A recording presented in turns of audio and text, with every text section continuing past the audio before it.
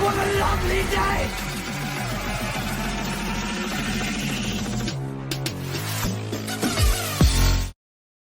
Welcome to Flat Earth Debate Uncut and After Show. I'm your host Nathan Oakley, and if you are new to this channel, or you've not done so already, then be sure to subscribe, hit the bell notification icon and join button to keep up to date with the Flat Earth Debate.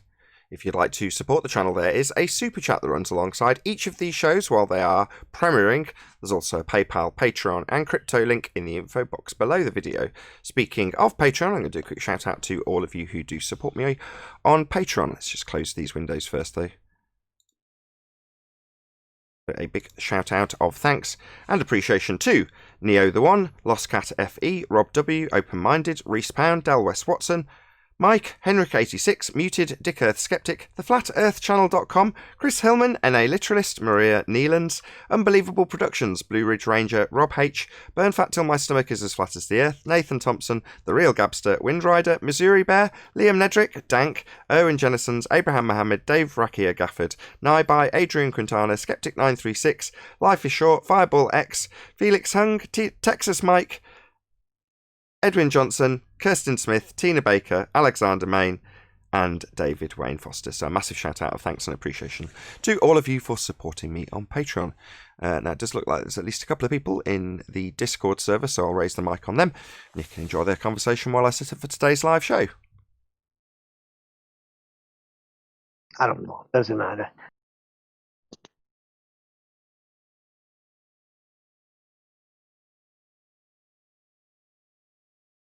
Hey Flatzoid, can you hear us? Hello, how's it going? Hello.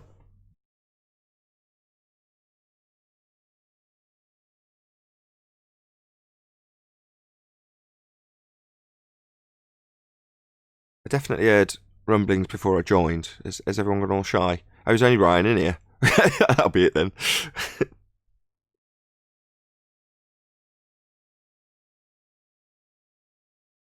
I was talking about the Spurs. Flatzoid's just saying hello to you. What's up, Platzoid? Go on, Neil.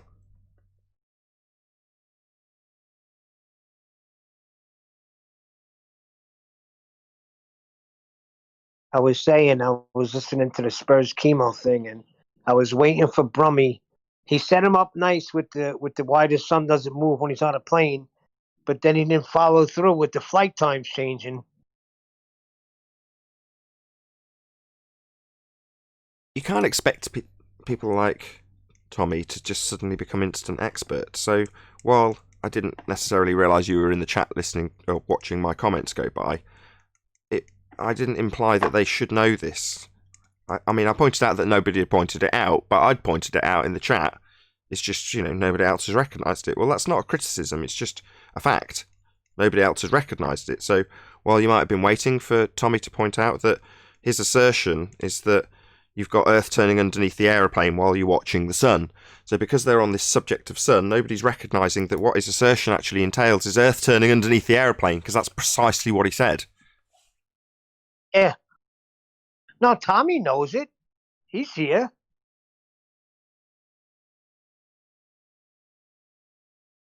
That may be, but what I'm saying is, you're in a discussion about the sun. They've got this very convoluted way of detaching observations in the sky from observations on the ground. So they're more than happy to talk about angular size changes and things of that nature when they're talking about the sun.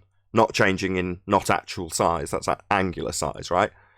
But to recognise that some of the assertions about the actual monitoring of the sun have two issues. The first being, they're comparing what time does to how they will observe the sun and drawing conclusions, when in reality, their arbitrary construct of time has come from the sun, it's derived from it. Now, nobody's recognising that in the discussion either. Fine, that's the first problem. No criticism of them. I'm not expecting that they should say, hang on a second, time is a concept and you're applying that to the sun as we observe it based on our time frame with our time zones. You know what I mean? It's like you've got all these different layers of the arbitrary construct we call time in this discussion. But no one's recognising the fact that where's it come from in the first place? Oh, from the sun that you're now going to back engineer your observation with reference to time that came from the sun in the first place. But then they're talking about it with the Earth rotating underneath the plane. And you're like, hang on, that means the continent it's travelling to. But that's on a tangent to the discussion that they're having. So you've got to have all these different cognitive wires wired to all the other different arguments in order to pick that out. Because as far as they're concerned, they're just talking about the not actual size of the sun not changing in not actual size as it moves from its not actual position as they track it with the ground turning underneath the plane according to the Fundy Globed. Yeah, it gets convoluted, right? It does, and me being able to concisely summarise it is only because of 4 years of training in this regard, right? I don't expect everybody to be able to keep track of every single step of the argument, how it links to the actual argument, and how a point in their actual argument defeats a whole part of a different narrative in a totally different argument. So in this case, they're talking about not actual size of the sun, moving and tracking with planes. It's like, well, yeah, but if you then take that in the context of Coriolis and proving Earth spins, you've got Earth turning under your plane, mate. Well, that doesn't happen. Charlotte to North Carolina would be an hour and a half, not 4.5 hours, because you're claiming Earth's turning underneath. Coincidentally, that's actually your rhetoric. Your rhetoric claims Earth's turning underneath stuff at 15 degrees an hour, but it's not observed. We'd have shortened flight times. Nobody pointed that out, but like I say, they're on a different discussion.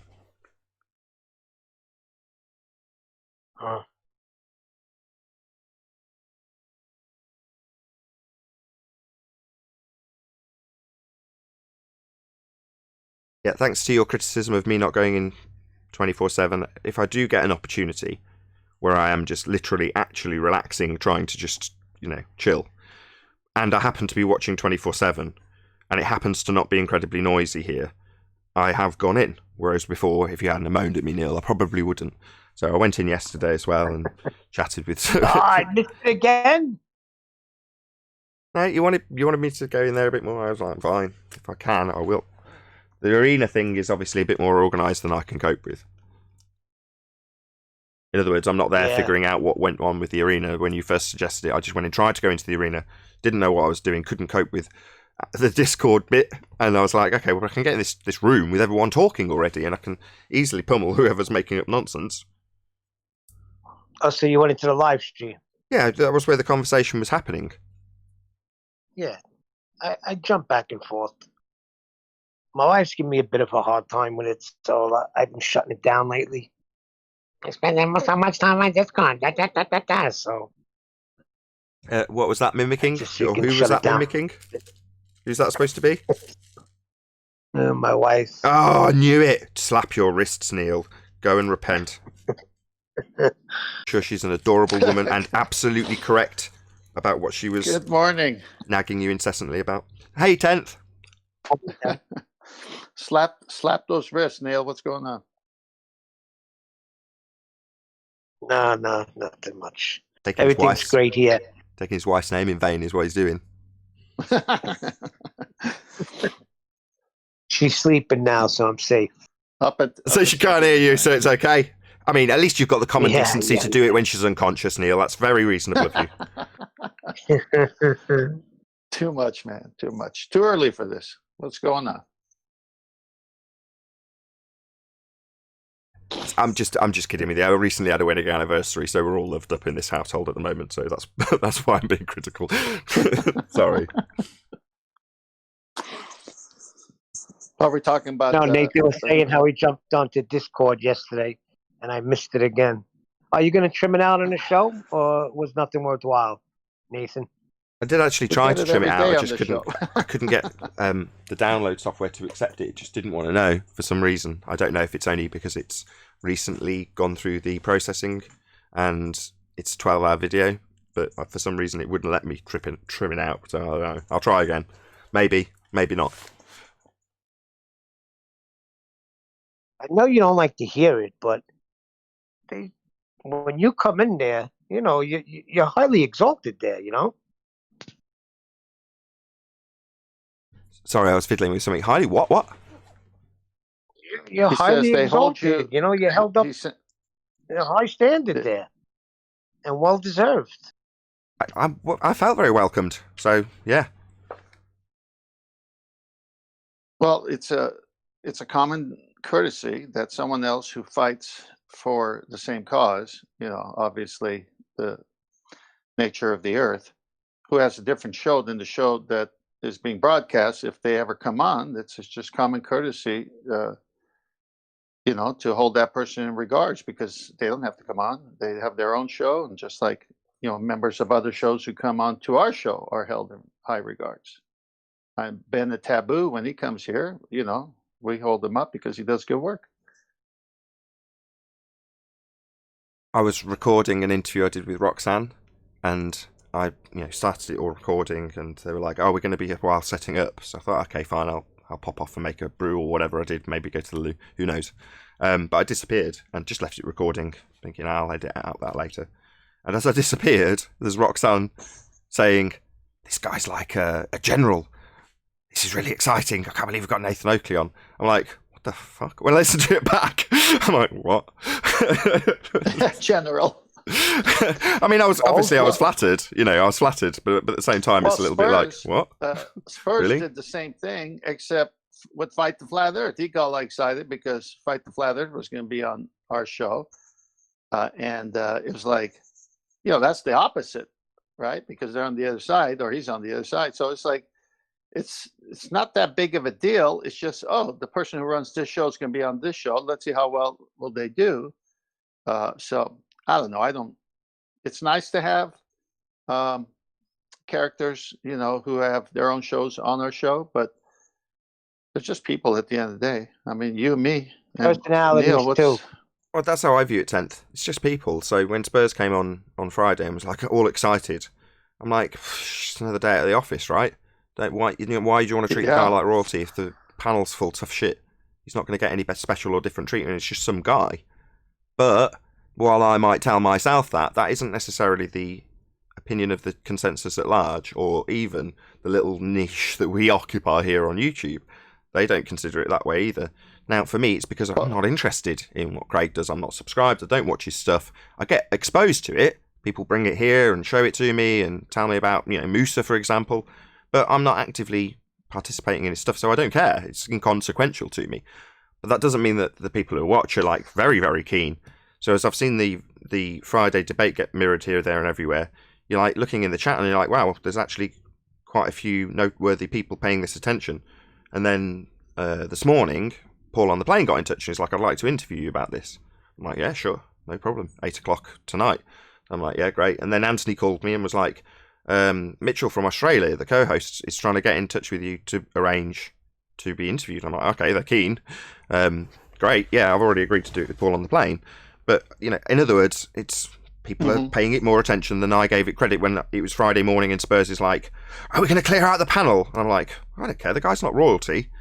But I'm not saying people see him as royalty, but I'm saying people see him as of some noteworthy, more than I would ever give him credit for personally. But that's, I can't control what other people give credit to and what they don't. It's like don't get me wrong, it's like a sporting event, but let me get back to the first part. Where did I learn gas pressure without a container? Here on the show with you and your panel. Okay, where did I learn the arguments against Earth-based Coriolis, which doesn't exist? But Coriolis is a real thing. I mean, you've shown it on the roundabout here on the show. So you're teaching us because over 4 years you learned it and you were taught by others as well. And so the show is almost like a breakthrough segment on YouTube where you can learn about things through people who have learned it before you. So the respect is there and the honor is there for the person who's taken the time to teach it. Now, that separate facet stands on its own. Now, when someone comes on a show to debate, it's just another human being. We'll just see how good the arguments are, because that person had to learn the argument somewhere. And so we learned the arguments here, and they learned the arguments from wherever they went. And now what was good about that show with Fight the Flat Earth was not the personalities, but the arguments. And he got walloped. He had no argument. Well, the arguments themselves have come from Quantum Eraser. So the guru of this operation in that regard is definitely not me. My ability lies in paying close attention to what's being said and putting together how they've either formulated a fallacy, recognising that is what I'm good at. Paying close attention to my show, which is about debate, therefore I'm paying close attention to the debate. And the knowledge and information I'm armed with is quantum eraser. That's not me. I can't take credit for that. You're teaching people. Well, no, I'm passing on my understanding. That's what I'm doing. Right. But he got it from somebody. And Anthony comes in with stuff. We get it from Anthony, but he got it from somebody. Arwen has great points that he makes. He got it from somebody. I mean, everybody gets it from somebody. Well, I agree. I wouldn't be winning this argument had QE not sat down with me on repeated occasions with me saying, I don't understand. Can you say it again? Personally, on one-to-one conversations where he's taken the time out to say, sit with me, metaphorically, for prolonged periods of time, repeating things. Now, you know QE, right? And yeah. Could you imagine that would be irritating for him? Well, I would imagine it was. But he tolerated it. So, all credit to QE. I'm just saying. He has said he had purposely invested time in you. So obviously he's making students for his arguments that he took time to learn. And, what better investment than the person who has his own show, right? I mean, I know some of QE's arguments, but I don't have a show. But I'm on a show that has it, so we're just spreading the good arguments. And I just don't. Yeah, it's all just. Go on. Go ahead. Go on. It's all just teamwork. That's all I'm trying to say. Absolutely. Teamwork. Yeah. I mean, I could extend that out to every person on the panel. Yeah. Yes, right. Absolutely correct, Flatsword. It is a matter of teamwork, and when credit is being given out, it gets given out to everybody on the panel equally. In terms of the debate, but in terms of the information itself, that has had literally one source. So I'm not going to highlight it repeatedly. I am. Sorry if that's irritating. And I will give credit to everyone else as well, and I do. Thank them every single show.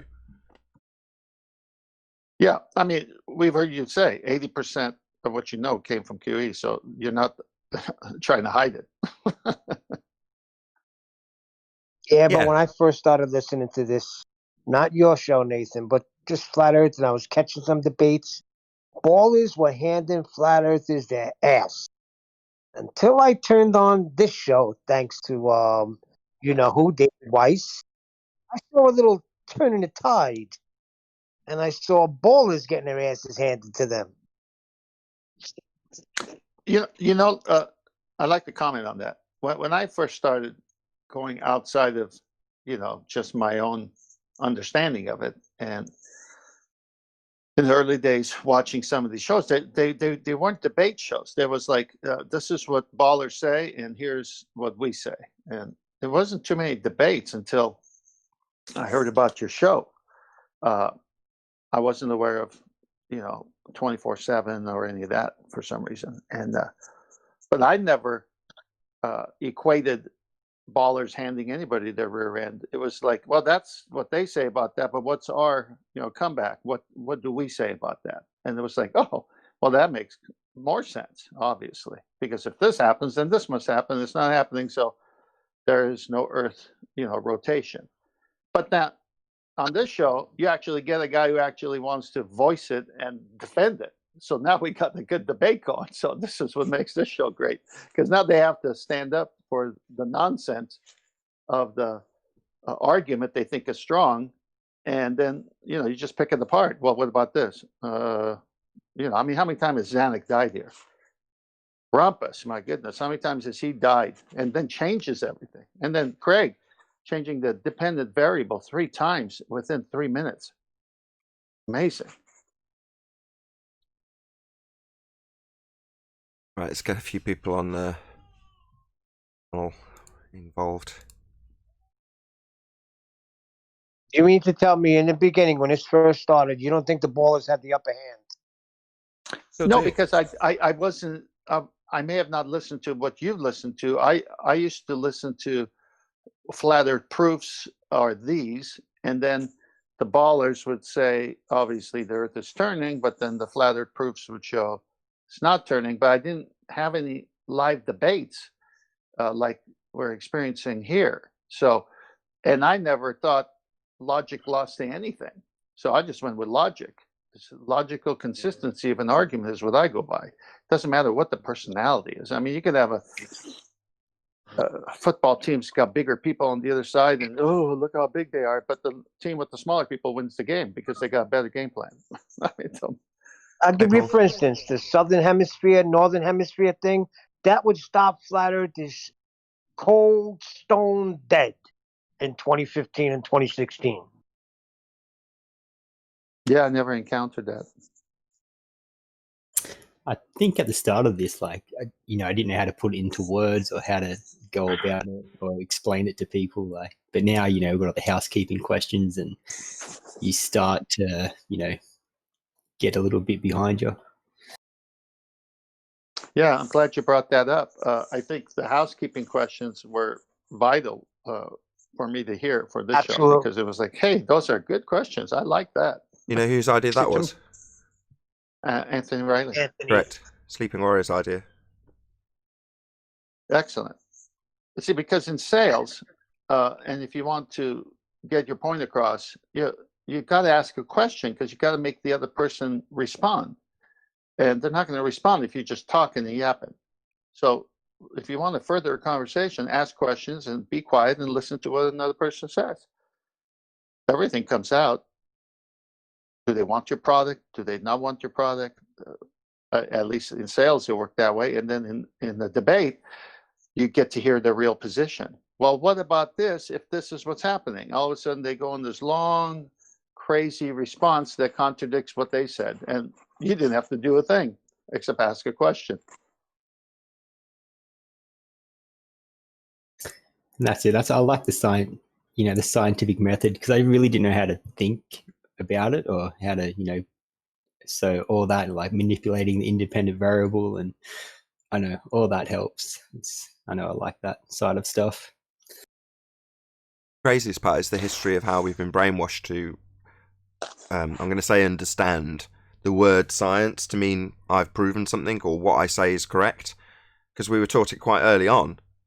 5th grade is pretty young, but yet you move on swiftly to just so stories in the science class, and you just don't recognise it as it's less and less prevalent, the actual method of science, through your schooling. But by the time you leave school, you'll more than happily pay attention to an advert telling you the Michelins are better and they've done science to prove it. When they haven't. They've just measured stuff. Maths, not science. But yet you have somebody like QE come along and go, well, you were actually taught this. In other words, you can't really stand in opposition to it. It's part of the curriculum. And it's just matter of fact. It's very narrow. It's very specific. You've been taught it. This is what it is. This is just a refresher. And you go, oh, wow. Yeah. It's a lot more simple than you actually may think. But yet what we're told is science by the pseudoscientists who've effectively lied to us. Or maybe we'll get back to that. Go on, sorry. Go on. Look at the other day. Even Craig, Fight the Tight Shirt, he was saying, yeah, Nathan, I know you don't know what science is. So he still doesn't know what science is. Yeah, that's projection. And he swears you don't know what science is. What I understand is that it's a method. Well, that's another key point. That's another key point. The side that wants the truth is interested, and of course, this is my biased opinion, so I'll put that out there right now. To me, the side that wants the truth is interested in clear definitions of words, so that a word being used in that context could only mean that thing, not 5 other things. And when you listen to these debates, they're throwing words around like crazy, but that have no connection to the argument itself. So then we say, well, define gravity. What do you mean by gravity? Now, when someone says gravity, in the context of a flat earth debate, we all know what it is. It's supposed to be some kind of force keeping you down. But then when we ask them to define it, we're trying to get them to define the current understanding of gravity, which is it's not a force holding you down, which destroys their whole argument for the use of the word. But they won't want to go there, so they hijack and we get a nice big fight going on. You see what I'm saying? Oh, they'll assert gravity and ask you to explain it. like he did. I would just enjoy it. Yeah, but I mean, I said, I'll maybe just we're enjoy it reading if we too get much into this. Sorry, go ahead, Flat Sword. I say I'll just enjoy it if we get a normal glowy on sometime, not the same shells every time. The same trolls. That's a rare occurrence, but it has happened once or twice where your average Joe normie comes on. In other words, he's not a fundy zealot like the globe believers that we typically get on, or most of the time get on.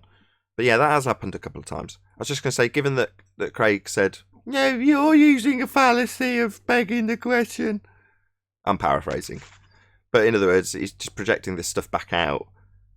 So when I point out how he doesn't understand science, he doesn't have a independent variable that's physical, it's mathematical, his reply was, "No, you're begging the question." Well, he also said fallacy. He said, "Well, explain what you mean." He never did. He just kept I saying like how it you like it ended meant the something. show. Again, Neil? I'm not a scientist at all. Yeah, that's how I rounded out the show.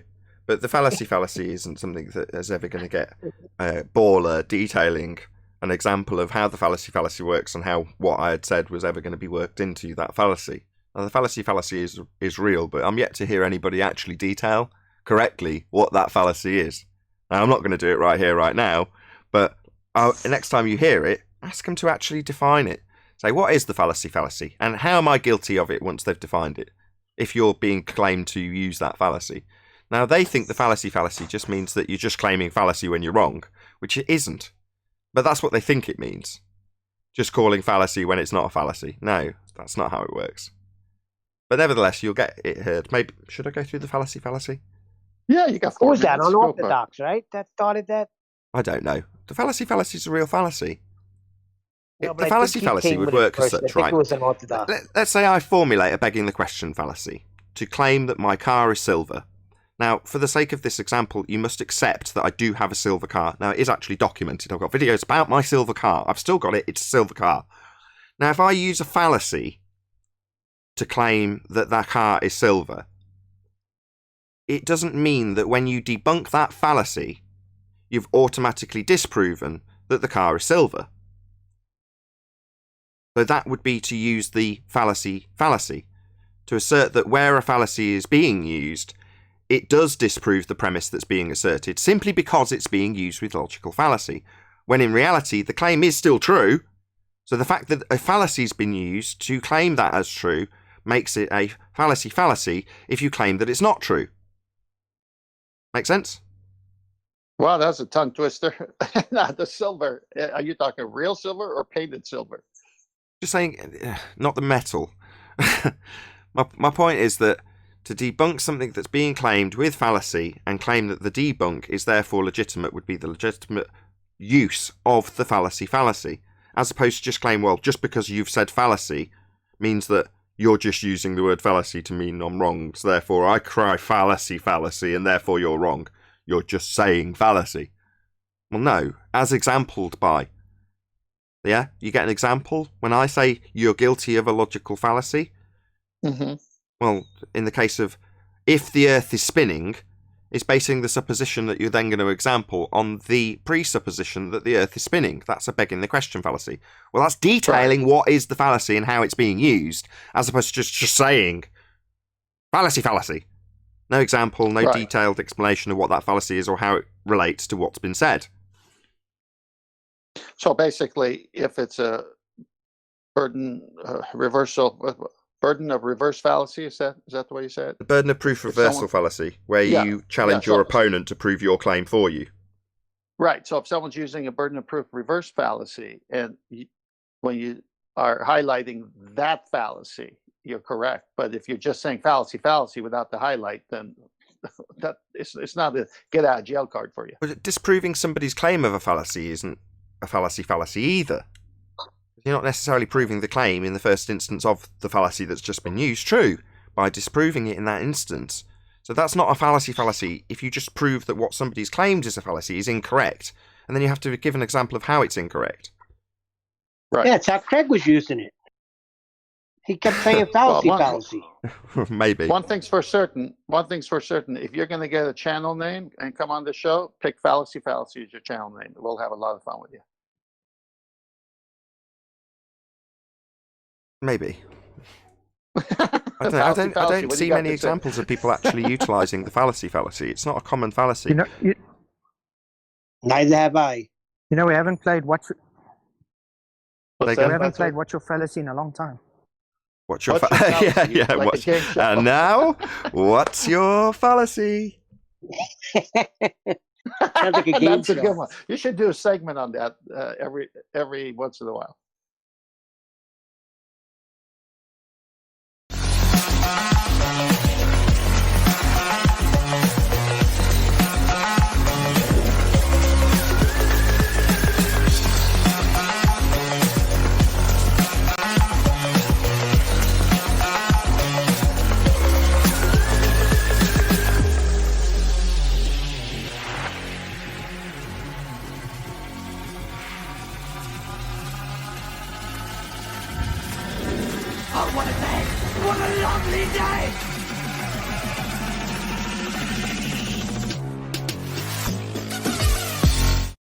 Welcome to Flat Earth Debate Live. I'm your host, Nathan Oakley, and if you are new to this channel, or you've not done so already, then be sure to subscribe, hit the bell notification icon, and join button if you'd like to become a Nathan Oakley 1980 channel member and keep up to date with the Flat Earth Debate. If you'd like to support the channel, there is a super chat that runs alongside each of these shows while they are live. There's also a PayPal, Patreon, and crypto link in the info box below the video. Most importantly, if you'd like to join the discussion, simply mute the page you are currently watching, then click the link in the info box below this video to join the panel and express your views on the nature of Earth. If you do join, please don't swear. If you do, you'll be ejected, and if you are, please don't try to rejoin the stream using sock accounts. You'll be warmly welcomed back on the next stream. Please also share the show on social media. Sharing the show obviously increases the live audience, but this in turn increases the chances of a more diverse panel, so please share the show on Facebook and Twitter. And one last time, if you're new to the channel or you've not done so already, then be sure to subscribe, hit the bell notification icon and join button to keep up to date with the Flat Earth Debate. Now, we are joined by Flatzoid, 10th Man, Paul Hall, and Brian. Have we got anyone else in there? I think that's it, together with a whole bunch of people in Discord. So welcome, one and all. Good morning. Good morning. Woohoo, good morning. Fallacy. Goeiemorgen. Good morning. We haven't had any housekeeping questions or any claims yet, Neil, before you claim fallacy. Any evidence of a physical geometric sphere edge horizon? Hey, Chocolate. Just in time for the first housekeeping question.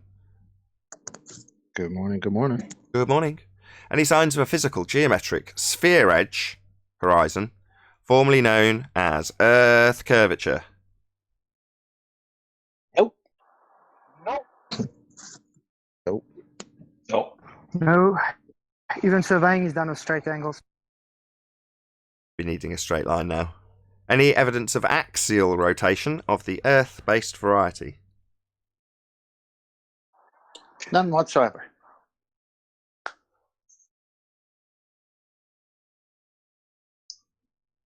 Go, Brian, go. Helium balloons debunk that.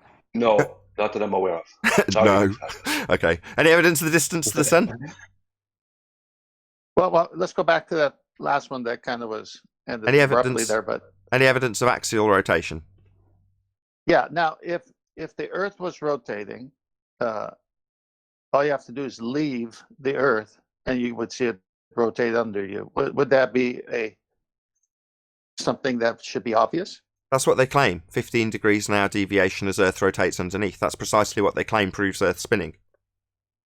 Yes. So let's convert 15 degrees to miles per hour on the surface. What is it at the equator? What did they say? 1,039 miles 1,053 or something like that. Yeah. So you leave the Earth surface. The surface, the outer part, is turning 1,033 or 1,039 miles per hour. That would be very noticeable. Unless they want to change physics. Well, they just convolute tangential speed with angular velocity. And how did they do that with a real demonstration? Well, they don't. They just talk about turning. You've transposed the 15 degrees an hour, which is what is commonly claimed to prove Earth spins. That's 15 degrees an hour as Earth turns underneath the inertial reference frame. Well, that is actually transposed into an actual mile per hour speed. I don't know, 1,050 or something like that at the equator. And it obviously gets less on their presupposed sphere Earth as you move up towards the poles, or down towards the poles, depending on your presupposition or your use of antipodal language. In any event, what I'm talking about is their presupposition that you've got angular speed, very slow sounding, 15 degrees an hour, comparable to a watch or whatever they compare it to, right? But when you actually translate that into actual speed in miles per hour, the velocity is very, very high. Okay. So what is going to be seen and observed is miles per hour if you leave Linear that surface, velocity correct? is not linear velocity is not the same as rotation. Okay. So what's your point?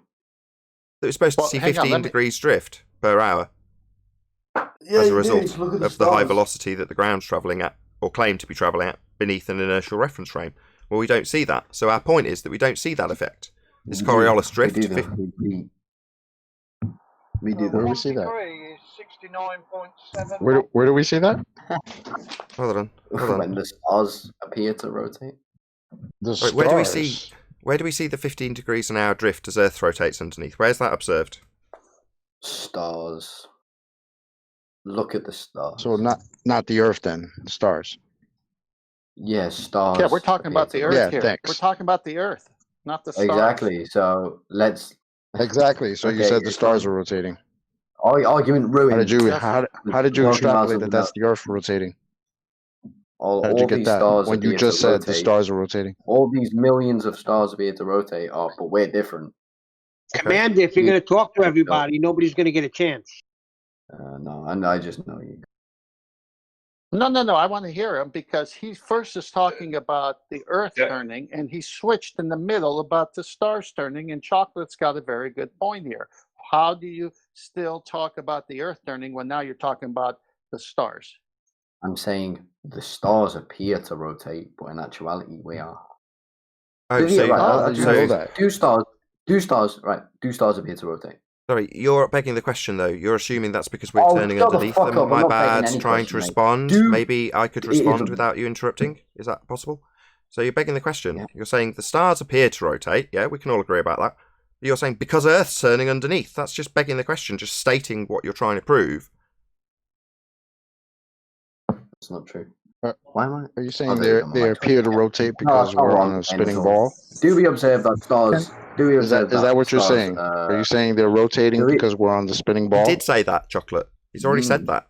It's actually us rotating, he stated. He just begged the question. We've heard it already.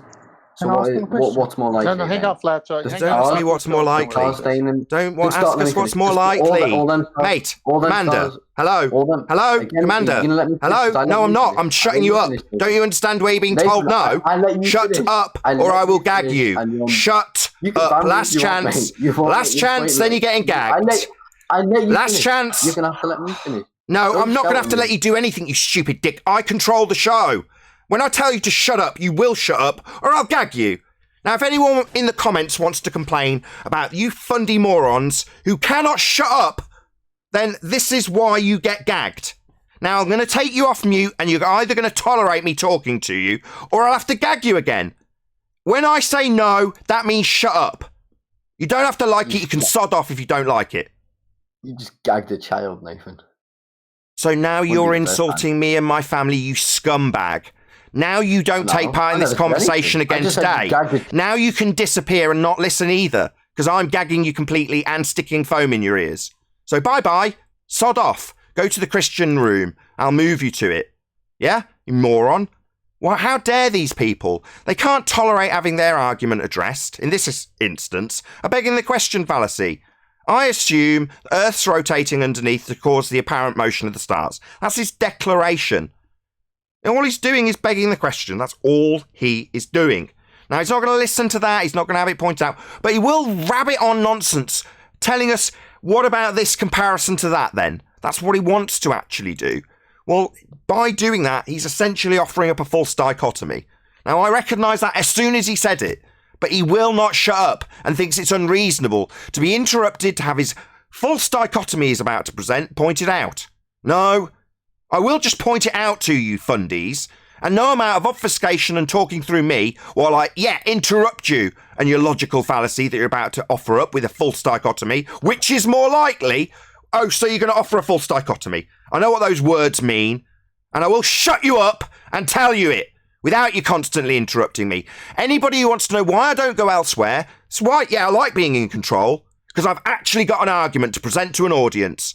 Now, if you go and compare Friday's show to Craig's show, you won't hear any of my arguments, because for Craig's audience, he managed to talk through and obfuscate most of what I said. Good for Craig's audience if they don't want to hear it. Now, I can keep absolute control of these total arseholes and shut them down when they're being unreasonable. What you'll also hear on my show is Craig's argument. Nice and clear with me shutting other people up so that he's not interrupted. Followed by him constantly interrupting me so his audience doesn't get to hear a response. Now here, you get to hear the response. And what do you know, the people who do hear these responses, not constantly interrupted by assholes, take those winning arguments and permeate them out elsewhere now, don't they? Now, if I was on some asshole like Fight the Flat Earth channel, none of that information would come through. He'd make damn sure of it, and you can compare. You hear my argument come through here, I have to shut down the Discord line so that you can hear it as an audience member. And what do you get from the fundies who don't have an argument? Oh, he's muting them. What, muting them, constantly interrupting? Obfuscating rebuttals? The fundie mute button can be dealt with here, so that you as an audience member can hear the rebuttal. And you can hear them going, no, you're begging the question. Yeah, because that's all they've got. So if you're wondering, why don't you go on these neutral platforms? Because they're not neutral. They will obfuscate any decent rebuttal because it's damaging to their faith and they won't tolerate it, as has been shown time and time and time again. Partial reason for setting up this platform as a debate show. I went on plenty of debates. And what happened? You get turned right down and muted when you've got an argument so that they can talk through it. Well, here, I'm not going to tolerate that. I will let you make your argument, though, as you found with Craig. You heard his argument. You also heard a lot of filibustering and attempts to shut down the rebuttals so that he didn't have to respond to them. The only tactic available to them when they lose. So stopping that loss is the best tactic. Don't let the response be heard. Then you don't have to address it, right? Well, it still gets heard here. I've got control of that. And if you don't like it, you can suck my any evidence of gas pressure without a container. That guy reckons there is anyway, because it does millions of stars.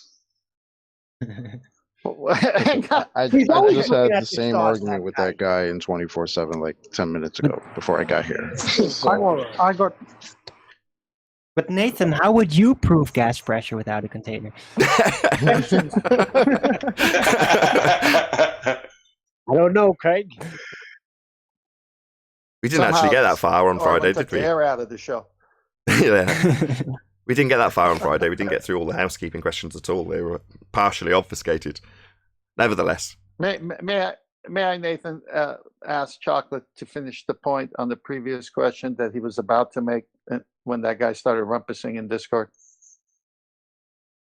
Feel free. What about the star rotation? Well, I didn't know you had a conversation prior to the show with the same guy, but obviously you had something on your mind to share with the audience here. So you were asking him a question, and he was just rumpusing. So go on. I can't remember the I topic. asked him the same question that I asked him earlier. Well, you think the stars appear to be rotating because you're on a spinning ball. Well, then why then, when you get off that spinning ball, are they still rotating? So what did he say to that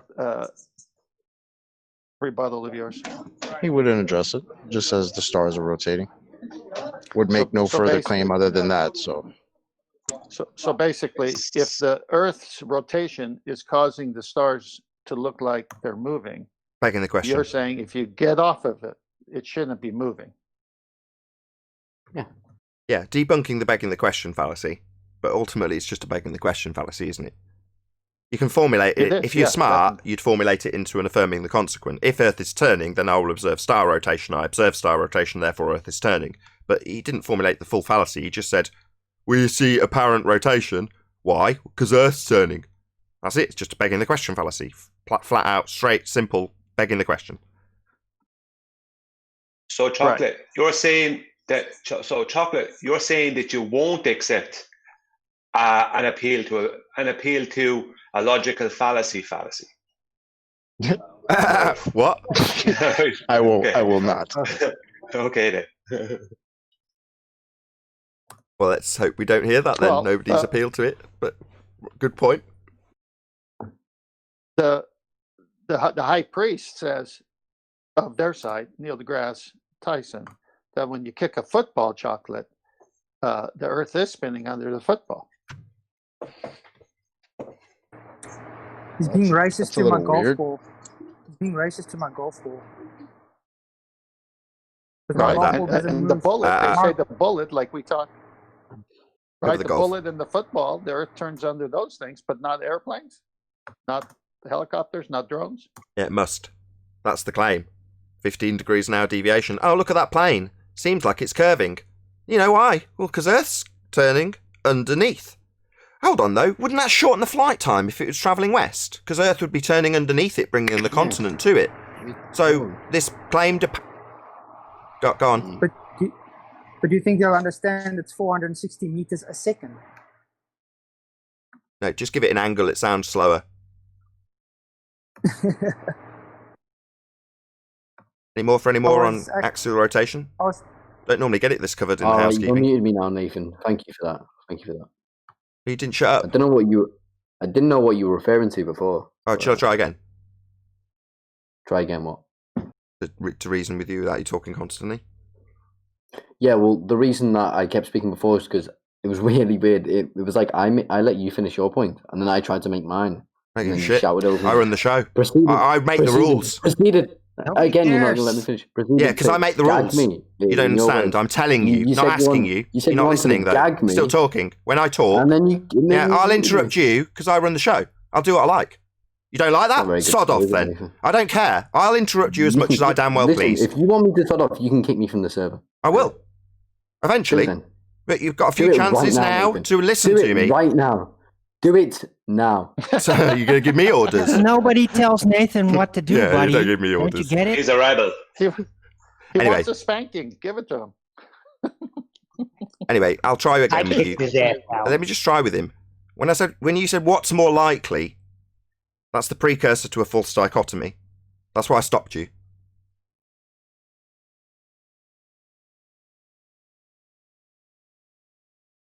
Excellent. Glad we all understand each other. Perfectly reasonable to interrupt when somebody uses a fallacy to make a point. Especially when they're not acknowledging the previous point that we had to labour while you were on mute, which is that begging the question without even formulating it into affirming the consequence, pretty weak. So to be constantly filibustered and talked through by some dick that doesn't understand he's using a fallacy while we're explaining it to him and can't shut up, that's irritating. Moving on. Any evidence? We had distance to the sun already. We have, haven't we? Arwin wasn't here, though. That's why I can't remember it. Where are we up to? Any evidence of the R value? Nope. They would have a sphere if there was. That's a tricky one. Not really. If there was an R value, they would have a sphere. No sphere, no R. Tricky as in hard to prove, or tricky as in a magical deception they use? Not a sphere, it's an ellipsoid. Of. It would be kind of magical because that same R would be different had Mr. Baruni went back the next day or the day after that. It might have had a different R value. If he was around today, he would have spoken to some Commoner Garden globe heads that we encountered, and then they'd told him with a hand wave, "We do not see the geometric horizon, Mr. Baruni." Who are you anyway? What are you trying to do? It only exists in the math. Imagine he was around today and somebody gave him a P900. Told them go I do the hope, same yeah. thing. Well, That So what you'd would the have radius Rump have been then? contact them and saying he can't be saying that. Can that'd be. Sorry, Neil. I'm asking, can someone explain to me what hypothetical means? Hypothetical. Yeah, because apparently I don't know what it means. Just want to make sure I understand. In the realm of the abstract. So it's not actual. Hypothetical. Yeah. It's not real, it's just hypothetical. It's conceptual, you could say. Any Why reason? is it that if they can claim ideal gas law is hypothetical and then claim the atmosphere is ideal gas, how does that make it real? Yeah, the atmosphere isn't ideal gas. There are no ideal gases. Exactly, that's my whole point. Okay.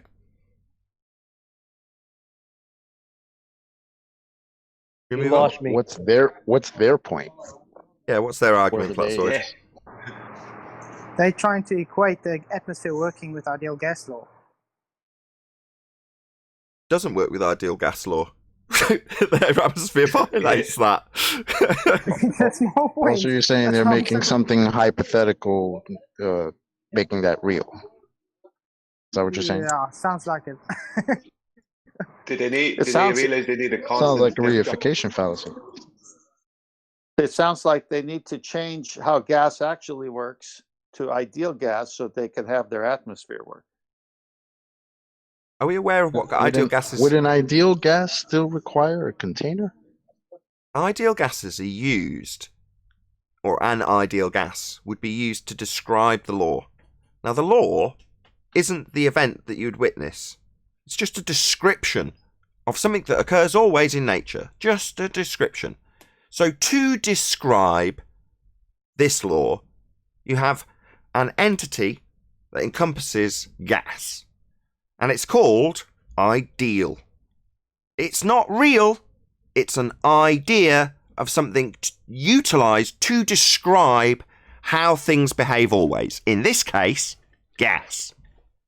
Now, just because there is no ideal gas, that would be the descriptor used in the law, doesn't mean this doesn't apply to gas. It's quite the contrary. Because there is a behaviour of gas being described, there is a descriptor of an ideal gas to make that description of how gas behaves. Okie doke. Got it, thanks. So there are no ideal gases. No such thing exists. There's no atmosphere. Well, atmosphere is an oxymoron. So atmo means air, sphere is a shape. Well, gas has no inherent shape, so it's an oxymoron to state atmosphere, although it's a commonly used word that we will often use, referring to the general air around us. The word atmosphere is an oxymoron. What if I called it atmo-rectangle? Also an oxymoron. Gas has no inherent shape. It no more has a rectangular shape than it does a spherical shape. But Why don't we isn't just it say basically air? describing like the volume of gas within the container then more accurately?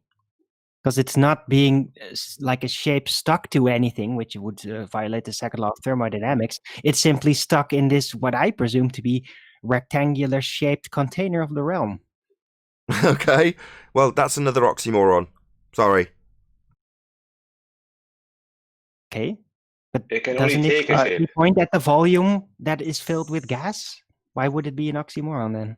Because I I'm can't not say describing atmo a banana. specific shape of the gas versus some other volume. Yeah, well, you've presupposed this specific shape as rectangular, like they presuppose spherical. Well, I can say atmo banana and presuppose that it's banana shaped if I want to, but it's just another oxymoron. It has no gas has no inherent shape, so to attribute it doesn't have shapes to to. it is nonsense. Yeah, but hold on. That's only look. I get that. Like, it's not an atmosphere because it automatically also assumes that gas is sticking to a sphere in open space. But my assumption of atmo-rectangle would not be doing that. It would be assumed to be contained within a rectangular shape. basically. How did you Yeah, but validate Darwin, the that shape doesn't of Not the relate. violating the container? second law of Yeah, thermodynamics. that doesn't universally relate to gas, though, does it? That just universally relates to your idea of what the containment might be. But that's nothing in Right. relation to gas itself, because the gas itself that might well be contained rectangularly in your ideas, it has no inherent shape. So it will conform to, it will become whatever shape you put it in. Yes. Yeah, be careful, Arvin. You're going to box yourself in with this No, argument. no.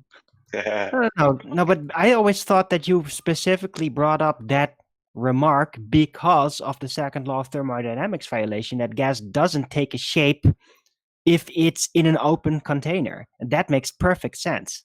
Well, no, So- it will fill whatever container the open container is in. So if you have Exactly. a vacuum with a pressurized gas in a container and then you remove the lid, making it an open container, then the gas will fill the availability of volume that it has to fill. Both inside and outside of the container will become part of the volume that it's then in, which would be the vacuum in my example. Well, in the case of Earth, with no containment, the gas will simply fill the availability of volume it has to fill. And what do they claim the sky is? They claim it's a space for gas to fill. So that's what it must do by way of entropy. Fill the available volume, whatever shape that may be. Right. Well, that was my argument, but okay. Yeah, we're in total agreement, Arwin. I know that. No, it's just because I specifically don't claim that the gas is sticking to some kind of shape versus an open container of outer space. So Well, I don't know. yesterday, I wanted to yesterday- emphasize that, but if you're going to go about Yesterday, gas has Arwin- no shape, I get it.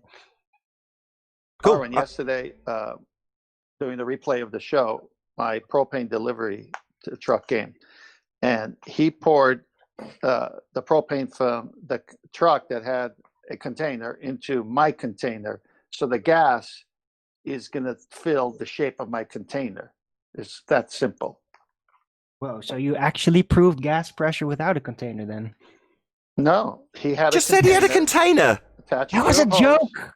Oh. What was trying to guide Yeah, that's how preposterous it is when they do it, right? Oh, that was okay. Well, you should have said you were being Good one, Arwin. Good one. Good that you drew the same reaction, because the reaction to Arwin saying, well, that would be a demonstration of gas pressure without a container, then your description of how you've got gas into a container. Am I going, well, that's got a container? Well, that's the right reaction, and how absurd it is that they assert it when they demonstrate gas pressure without a container by way of containment. Exactly. Shout out to And the Hillbilly word Football. sphere in atmosphere is based on the R value, don't forget.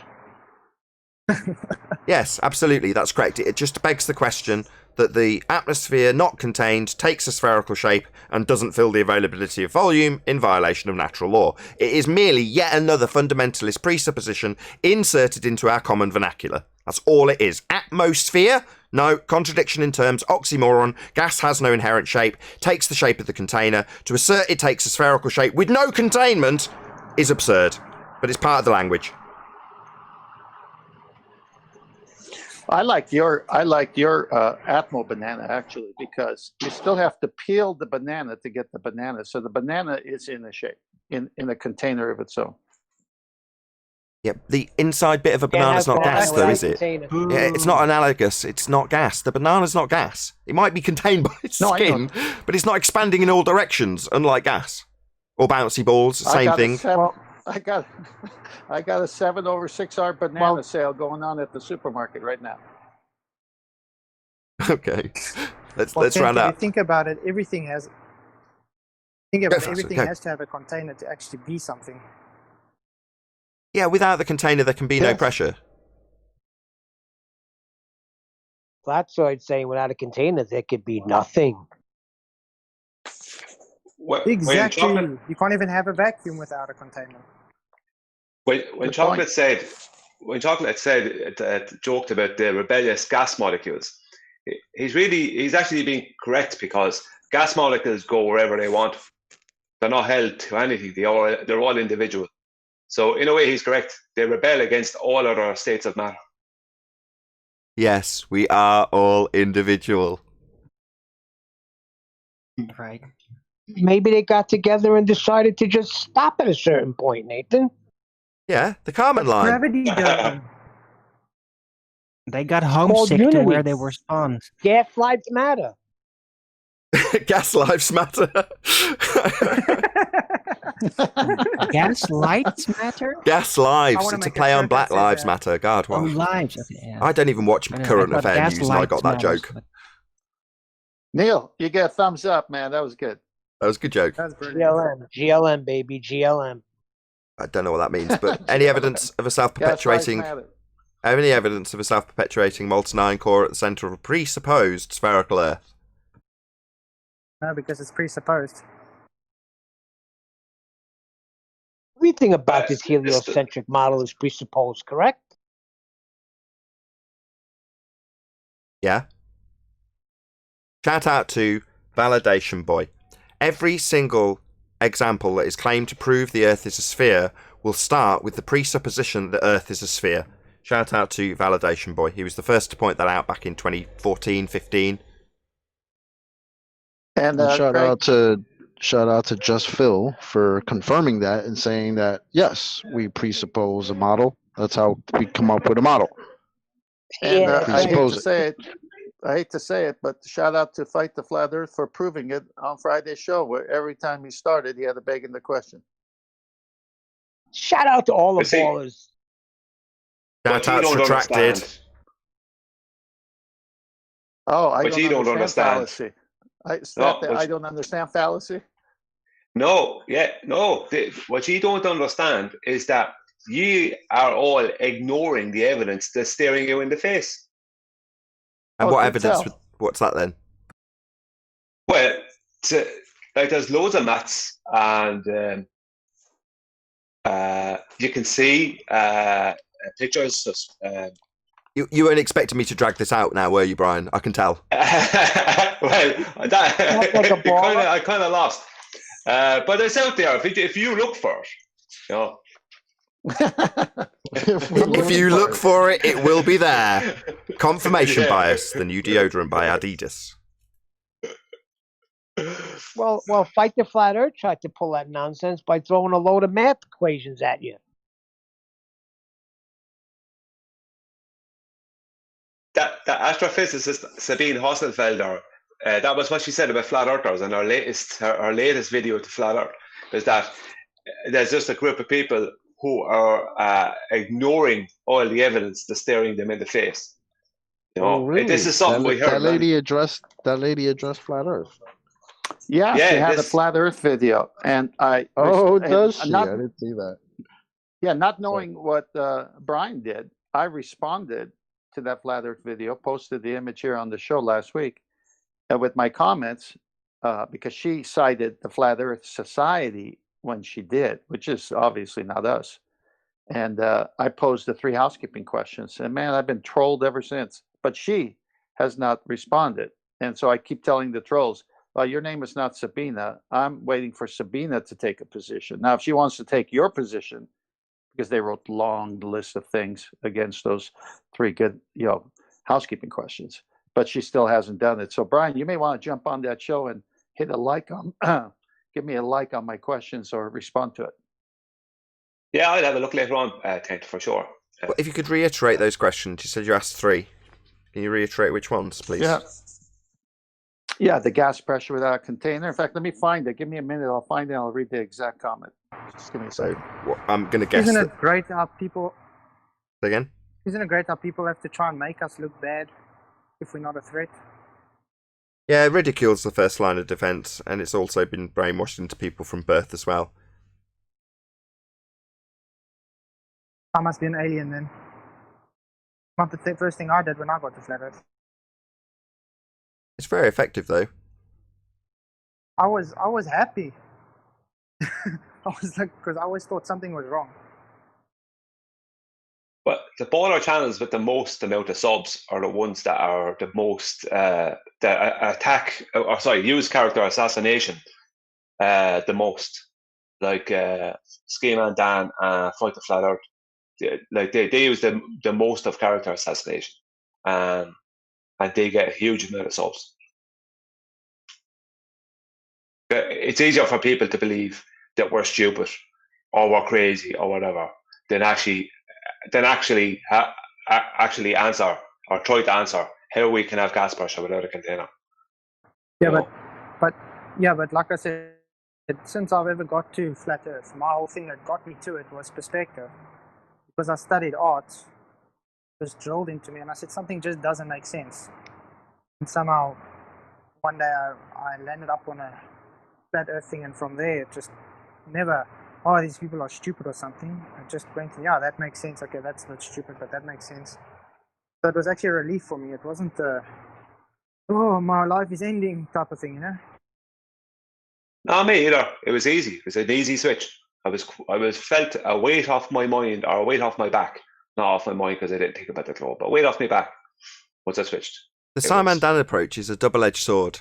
So your average Strongo normie, and by that I mean somebody who's below average intelligence, will listen to Simon Dan and his pathetic attempts to debunk us. And the majority of what he's doing, as you say, is character assassination. Now, in one instance, one of Simon Dan's fans, or a couple of literally a couple of fans of Simon Dan, went down to a flat Earth, whatever, street presentation, and Dave Murphy was there. And he absolutely ripped them to shreds because they haven't got the vaguest clue about how any of the arguments we present work.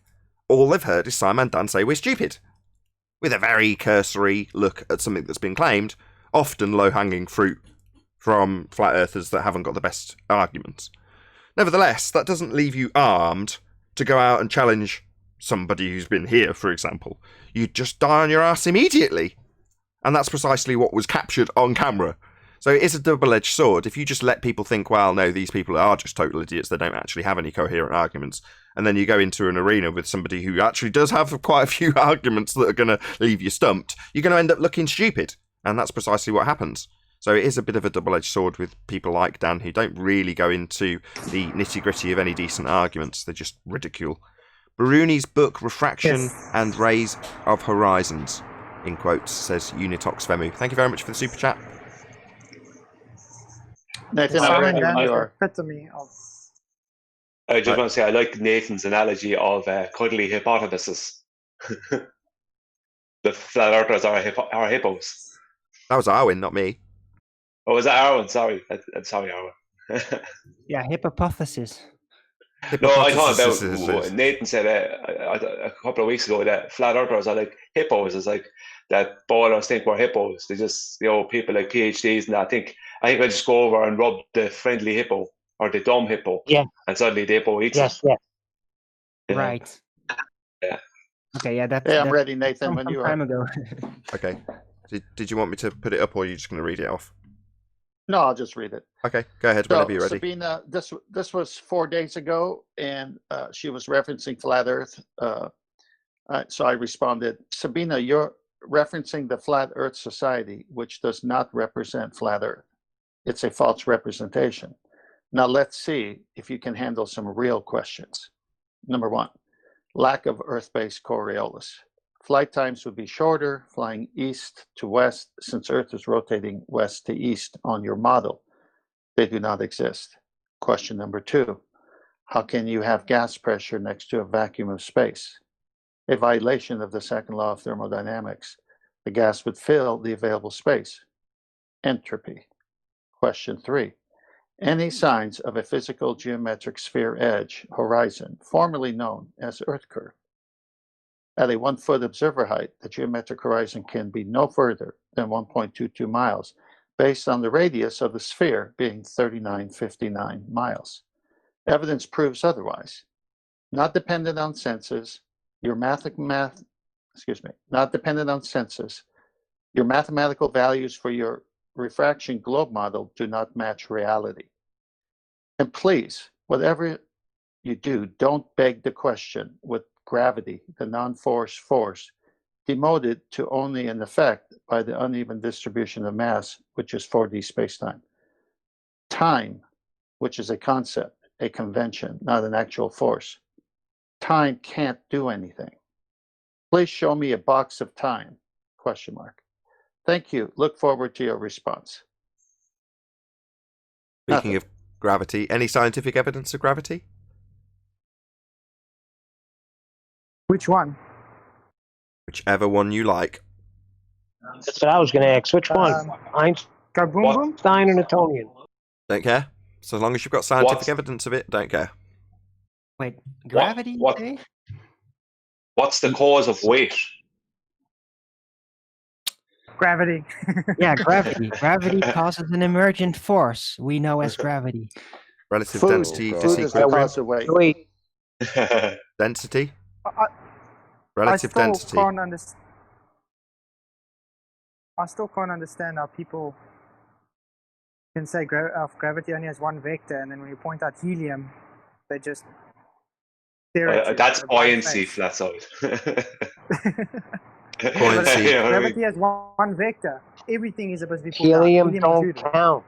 Buoyancy immediately invokes gravity. Just so you know. Yeah, it is. Yeah, but that's what I'm saying. That's what they say. They immediately say buoyancy, which is based on gravity originally.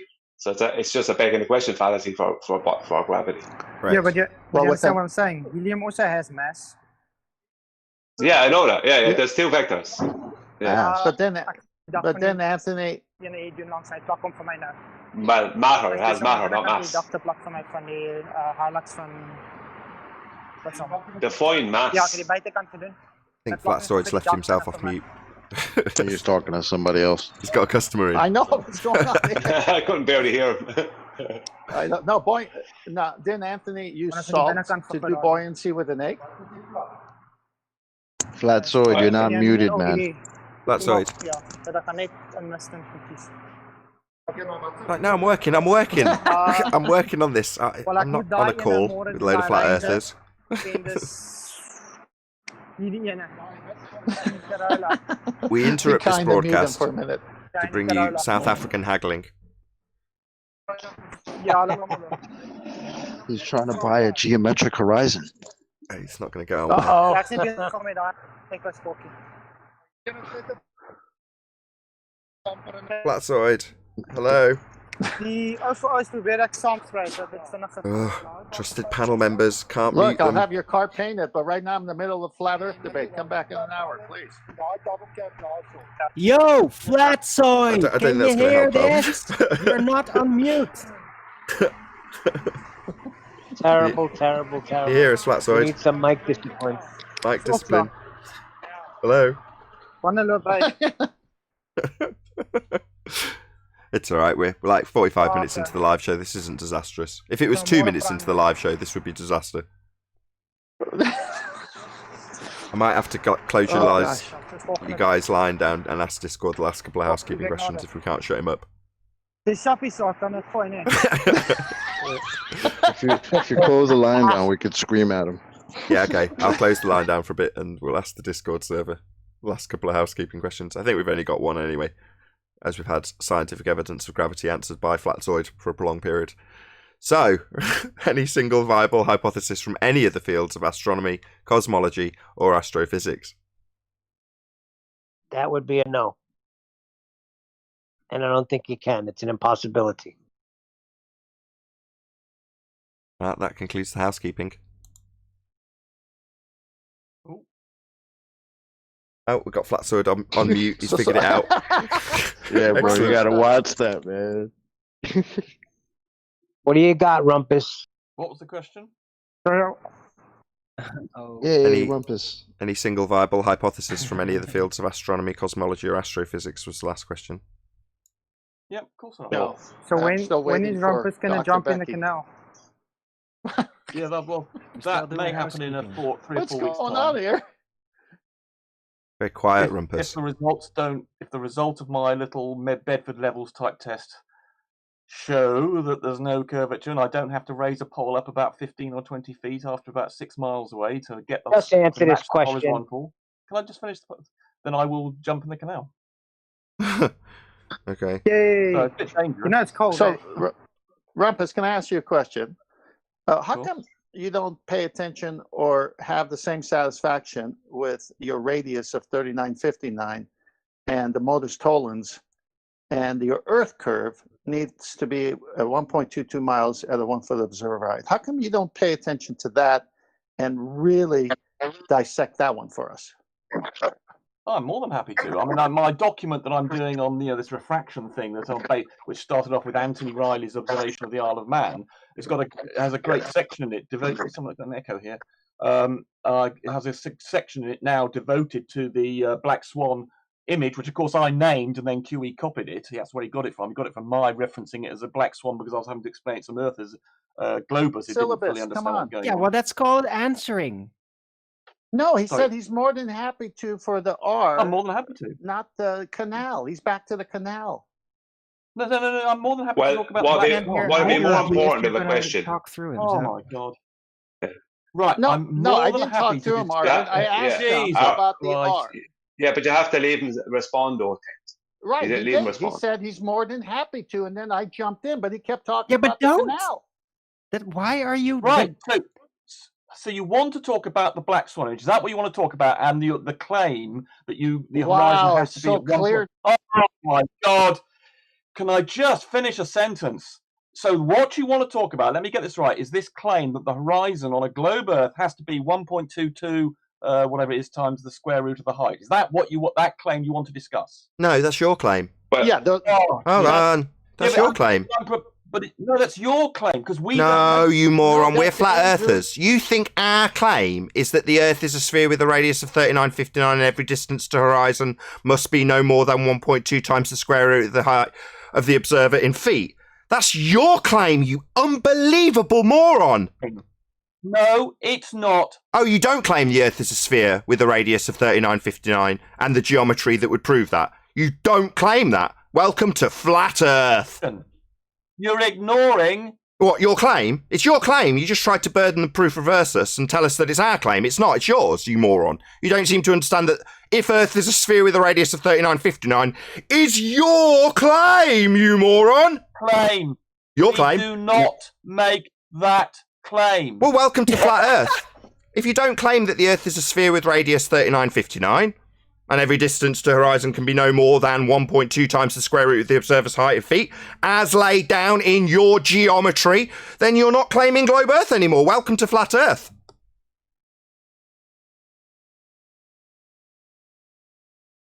Welcome the globe to is a Flat straw Earth. man. Oh, he's put himself on server mute for some reason. Nathan, it was Andrew Thomas Young, the person he says he emails back and forth with, who made that claim. I don't about understand the what's sphere. happened. Why has he gone on server mute? Coward. Bye-bye, coward. Let's kick him out then. Don't understand why, when I was pointing out that he's saying, I'm not claiming Earth's a sphere, radius 39.59, and the geometry thereof. Well, that's him saying, I don't claim that. Well, that's him relinquishing his claim of a globe Earth. And then he went on server mute. What gives? Well, he said we don't account for refraction. Refraction I is a want to ask geometry. him about whether he's going to take that perspective that I showed yesterday into account. Hold on. Its rebuttal, It Neil, is. was that's not accounting for refraction. But the geometry of Earth radius 39.59 requires a tangent line to the horizon. The geometry can't be done if the line to the horizon's refracted. That would be his physical, geometric sphere edge horizon, formerly claimed to be blocking boats and buildings in the distance with its physicality. That's Earth curve edge horizon in your globe head belief. Well, according to him, we've not accounted for refraction. Well, no, you need to do the geometry to ascertain the R value, like Al-Biruni did. So you need a straight line to it. Not a refracted line. You can't do geometry with refracted lines. You need tangents. So his get out is to say, well, we can't do geometry. Again, welcome to Flat Earth. Not refracted, geometric. That's what your model is. That requires a straight line to a physical edge called a tangent point. That would be your horizon, your Earth curve, the thing you block boats and buildings with in your maths. Yeah, that's not physical though, is it? Not refracted, geometric. Bye-bye globe model, bye-bye rumpus. Put your fingers in your ears all you like, you're still going to get a detailed explanation of how the black swan kills your model.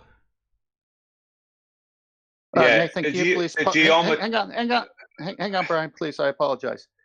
Nathan, put up the Master B, the image of Andrew Thomas Young saying what it is. His guy, not us. What I'm trying to say is the geometry is their claim. The refraction is based on the geometry, and that's a by claim of the geometry.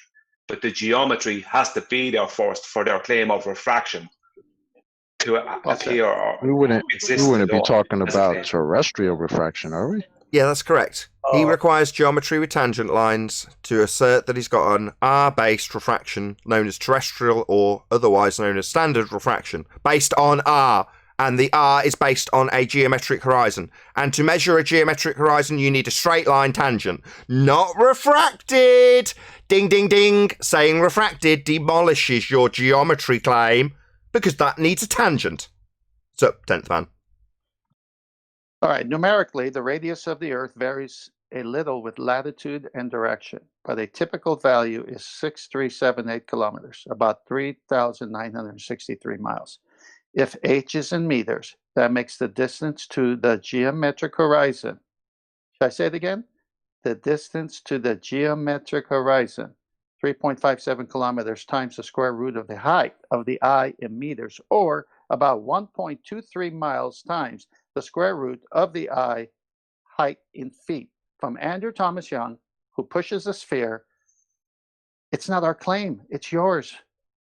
Yeah, he denied it though, didn't he? And then ran away when I pointed out that him saying that's not our claim, when it's their geometry and assertion that Earth's a sphere radius 3959, that would be him relinquishing his claim in an attempt to get us to justify it.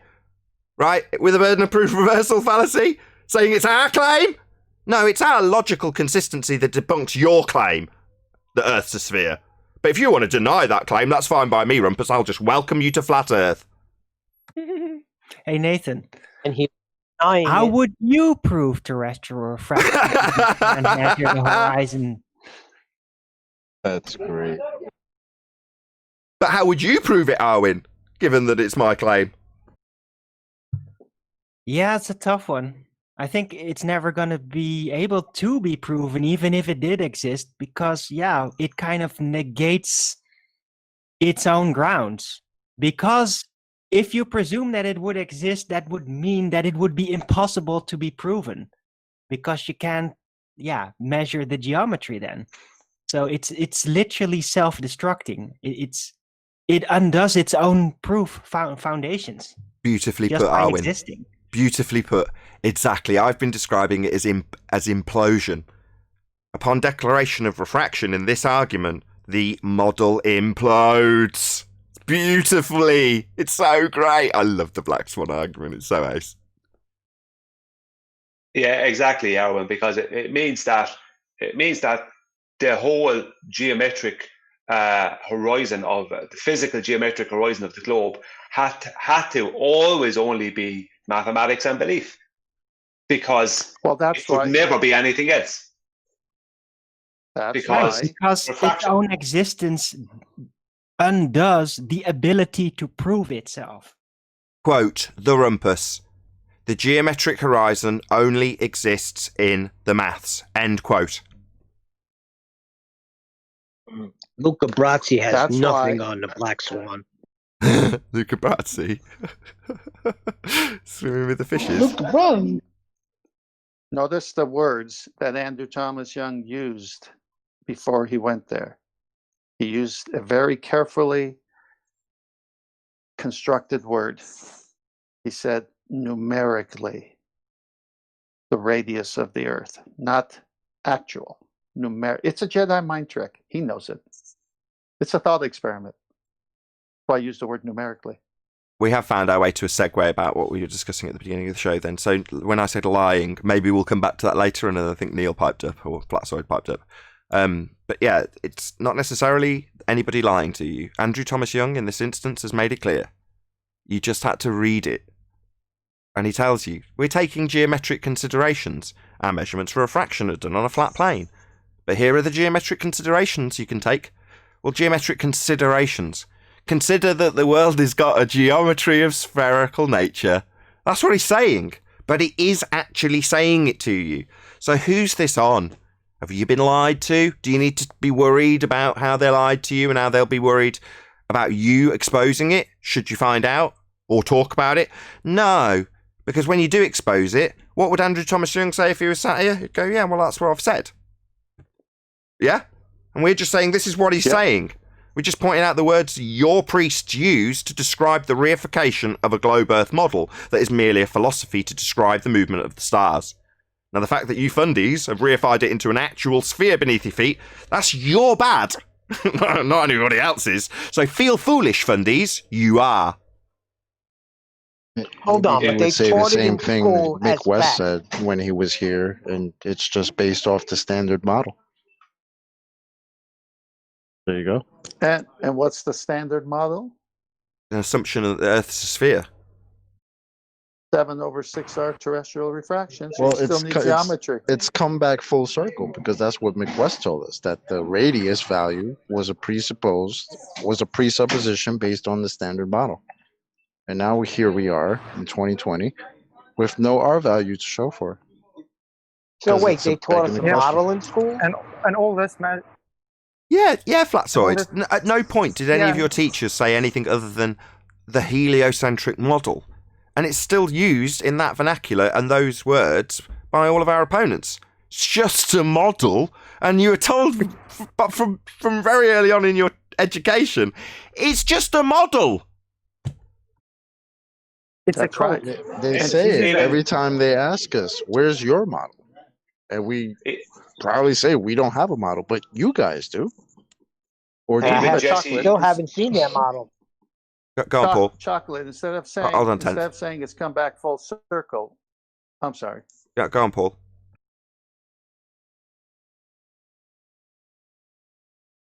Mute. I think that was me. Oh, was it you, Brian? Sorry. Well, I just wanted to add that even Jesse Kozlowski, who's supposedly a surveyor, refers to the WGS84 projection, which is an oblate spheroid projection, which has the 3959 radius, as he refers to it in text on my channel as a mathematical reference model. So it's always maths. Yeah. An abstract reference model. Yeah, abstract being reified into existence. You can describe things that happen in terms of the motion of the stars by presupposing the ground beneath your feet is a sphere. Now, those who are philosophically literate will understand that that doesn't actually mean it is a sphere, but if you're slightly dumb, then you'll, even in the face of the information we're putting out, I'm not talking about general normies here, I'm talking about the fundies, you'll still reify it. And we're pointing out on a daily basis that this is merely maths that's been reified, but you want the Earth to be a sphere for whatever reason. Now, for average Joe Normie, it might be the case that when he realises, and it's not that really held dear to average Joe Normie, and it gets pointed out in no uncertain terms that we're not on a sphere, that was merely a philosophical model, that guy might just shrug his shoulders. But the fundies at trench level, now they're not shrugging this off, are they? They've got some very deep attachment to this model of Earth. Well, we don't live on a model. And it was told you were all told. So it's all your own fault. I have no sympathy. Anyone? So what I was going to say. Go on. So I was going to say to chocolate is instead of saying it's come back full circle, you're going to say it's come back flat. Indeedy. And with that, I'm going to say if you are watching this on either Nathan Oakley 1980 or Nathan Oakley premiering streams, then stay tuned as there will be an after show to follow. A massive, huge thank you to both Discord and G+ panels for making today's live show possible. And of course, a massive thank you to all of you in the live audience for hopefully smashing the super chat, liking, commenting, sharing, subscribing, and all that good stuff. Once again, stay tuned if you're watching on either premiering stream. I've been Nathan Oakley, and I'll see you all in the next video.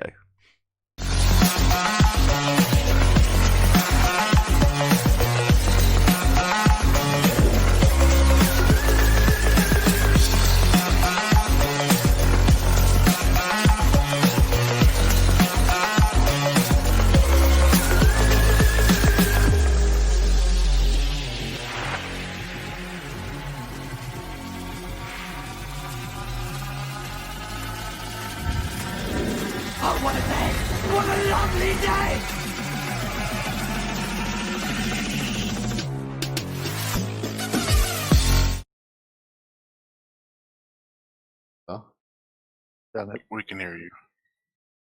I wanted to ask Rumpus about that, the thing I showed yesterday on the, because I'm having a thing with Rumpus.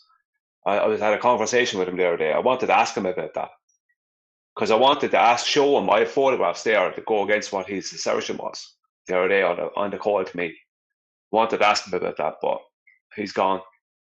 Be great if No, you I could... think he knew. Yeah, That's why I walked away. He left.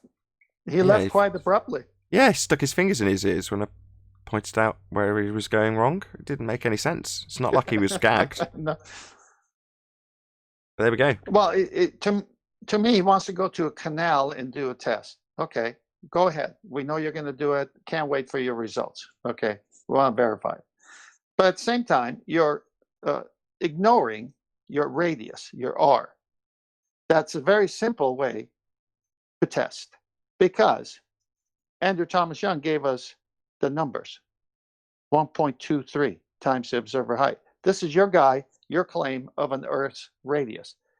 The black swan destroys it, so he doesn't want to go there for the claim because there it will prove it's not a sphere. It doesn't have an arc shape. There is no curve. Earth curve doesn't exist anymore. What was blocking the bottoms of boats is out the window now. So now he's got to retreat to a canal. Yeah, but what he's going to do what he was going to do when you brought up that argument is he was going to argue with you all day about refraction.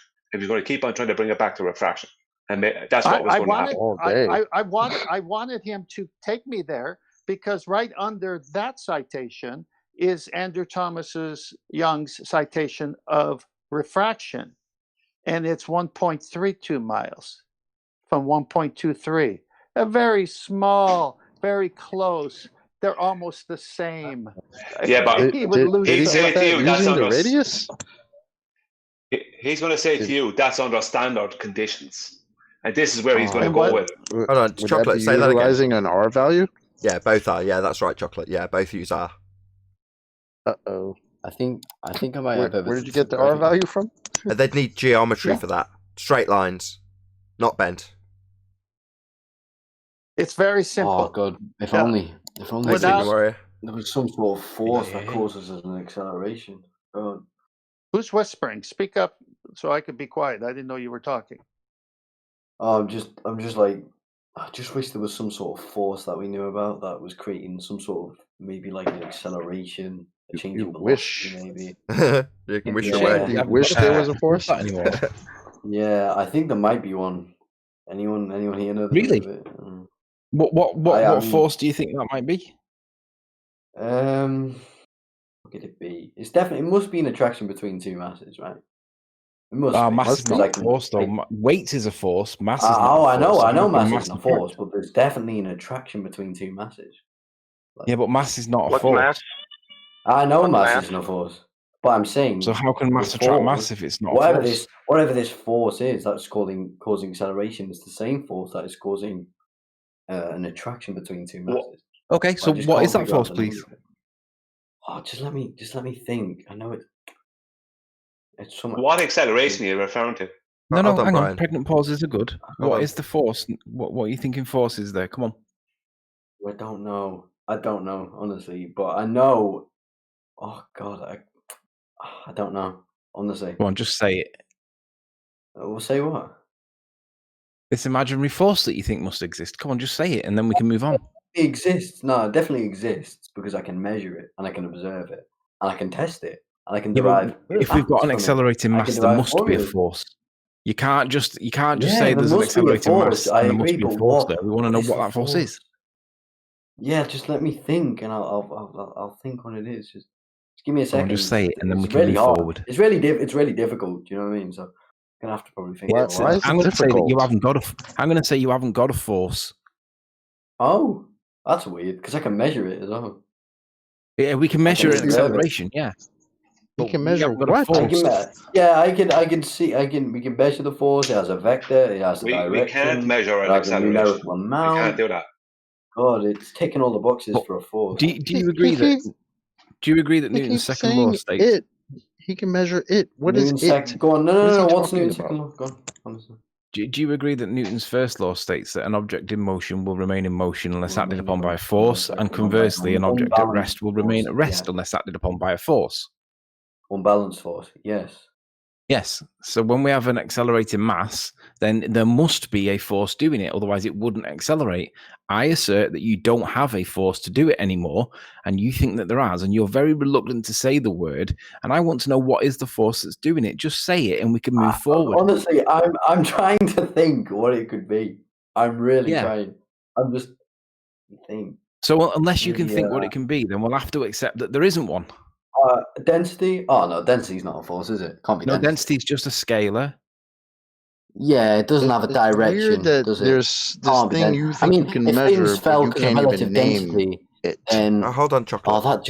that's just silly, isn't it? Because obviously, if it was falling through a more dense medium, it would decelerate, and that would have to mean that the sun is somehow less dense than the Earth above it. Sure, but stick on the point, because we need a force if there's an accelerating mass. Yeah, so we've ruled out density, right? Because I've just explained it can't be density, because density isn't a force, is it? No, density is a scalar. It's just a number, like mass, just a number. So what force would make things accelerate? But again, it's got to be some sort of force with an attraction between two masses. Yeah, but there can't be an attractive between masses, because mass is just in the same way that you said density was just a scalar, mass is just a scalar too. So we know that can't be the force. So what force is it? Distance to acceleration. Mass is not just a scalar. Does it have a name? Oh, that is a tough one. Go on, just say it. Don't think so. I reckon I could. You know what? I think I've seen it before. I think I threw a child off a cliff like a couple of weeks ago. I don't know. I can't remember, but he definitely was accelerating. I definitely observed that. So if he's accelerating, there must be a force. Whoa! What are all these words getting thrown at me? God. Well, what was the word you just used? There must be a force. What force have you got to demonstrate this? You know what? I think it might be this force called gravity. Yeah, gravity's not a force, though. That's an effect. No. What do you think gravity is? It's defined. No, Mr. Handwave. Gravity is defined, and we know what causes it. 1 second. Einstein defined it as an effect. What causes gravity? Sorry, just don't reverse the burden of proof. It's your claim. No, I'm asking him. I'm genuinely interested for us, in what and he gave us the cause of it, and it's defined as the curvature, the effect of the curvature of space-time caused by the uneven distribution of mass, which remind myself that the uneven distribution of mass is an attribute of matter. It's not a force. Yet Einstein tells us that it is, because it bends space-time, which gives rise to a perception of an acceleration. But that's the current definition for gravity. There is an acceleration. It's not a perception of an acceleration. Say again? It's not a perception of an acceleration. It is an observable fact that things accelerate. Actually, it's a perception. It's not actual. No, it's a perception. Objects in free fall will always accelerate. That's by the by. Let's not lose focus here. We're looking for a force, but gravity is defined as an effect. So we haven't got a force. No. So what force is accelerating the baby? Emergent force. Say again. So an emergent force, gravity is an emergent force. The curvature of space-time, which on Earth creates an acceleration, and also causes all mass. Hold on, you're both talking over each other. Hold on. Space-time, which means all mass attracts mass. Can you start that again, Commander, from the top? Can no one interrupt him, please? He knows what gravity is, right? The curvature of space-time, right? Caused by the uneven distribution of mass, which means all mass attracts mass, which means there is an attraction between masses that we can measure and observe. That's not what it means. Mass doesn't attract mass. Right, mass is a scalar. Mass doesn't. How come I observe mass attracting mass then? That's really. You just said it was the bending of space-time, though. Hold on, Chocolate. It is. An uneven distribution of mass causes space-time to bend and warp, which causes mass to attract each other. It doesn't. He even said that. The cause. Oh, it doesn't. The cause is the uneven distribution of mass. The effect is the bending of space-time. But that doesn't then do something else. You've gone backwards. Please stop interrupting him. Go ahead, Sleeping Warrior. So the cause is the uneven distribution of mass, and the effect is the bending of space-time. Now, if the effect of the bending of space-time then caused something else, then that would be the cause. But that's not how it's defined. No. Can you stop talking through him? Let's just try once more. Commander, while he's talking, on Earth, and now I'm talking. Commander, while he's talking, and now you're talking through me again, second time. Third time, I'll just kick you out. while he's talking, please don't nod along or say no, no, no while he's giving his explanation. It cuts the line. So just try and button it while someone else is talking. Thank you. Yes, Mr. Nathan. Thank you. So the uneven distribution of mass is the cause, and the effect is the curvature of space-time. However, your claim is that that effect then becomes another cause. But if it did, then the cause would be the effect of the bending of space-time, and that's not how it's defined. Okay, I'm going to tell you now that that's not true. That is not true. What you just said is just complete shit. Oh, shit. That's the definition. Yeah. The bending of space-time is the cause, and the effect is the acceleration that we experience on Earth. That's not how it's defined. It's defined as the effect of the curvature of space-time caused by the uneven distribution of mass. So Einstein argues that Einstein argues that a property of matter, the uneven distribution of mass, causes the bending of space-time. Now, that's basically the same as saying that mass as a scalar or density as a scalar does something, which we both know it doesn't. But nonetheless, that's your current definition in current physics right now for gravity. So again, let's have the answer. What is the force that's pushing the baby down when you drop it off? What is this weird force that attracts mass? What is it? You know, mass doesn't attract mass. Mass is a scalar. I can show you something. We can do tests and observe things that mass attracts mass. But mass is a scalar. Like, remember when you said density was not a force, and I agreed. Mass is not a force either. Definitely. So why are you pretending that it is a force? Why is there an acceleration on Earth? Why do things accelerate at the same rate in freefall, regardless? That's our question. You're supposed to be giving us the answers. They don't. In freefall, they do. Oh, I felt like going over a helium balloon. It'll freefall, will it? That's not in subject to freefall, is it? You fucking. So it's not all doing it at the same rate then? How do my balls taste? So your claim is wrong. Not all in freefall. Not all at the same rate. In this instance, debunked by a helium balloon. And not only that, it's debunked by definition as well. Mass can't attract mass. You little angry squid. Don't be kicking me. Commander, shut up.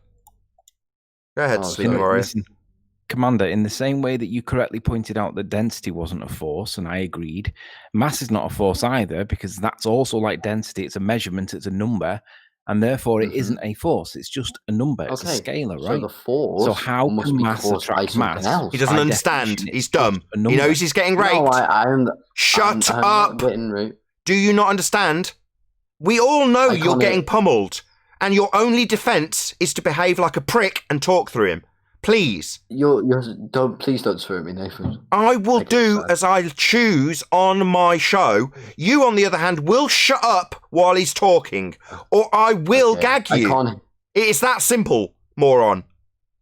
Yes. Go ahead, Sleeping Warrior. Hopefully he won't mumble and mutter through every word of it like he did the last 3 times, despite being told over and over again. Try again, Sleeping Warrior. It's because he's incorrect. He immediately starts talking. So I do have to gag these fuckwits who are so thick that after 5 explanations to shut up when he's talking, and I say, go ahead, Sleeping Warrior, he thinks he's got to talk, making him mentally retarded. Shut up. That's rhetorical. Don't reply. Sleeping Warrior, go ahead. In the same way that density is a measurement, mass is also a measurement, and it is not measured in newtons. If you want mass to attract mass, mass must be measured in newtons, because newtons is a force. Yes, right. So what does F equals G, G m1 times m2 over r squared mean? What is that? What is that measured in? What is the force measured in that? That's a bit of maths, and maths by definition is conceptual and it is abstract. When we're talking about maths, you can calculate anything you want. That doesn't mean that mass attracts mass.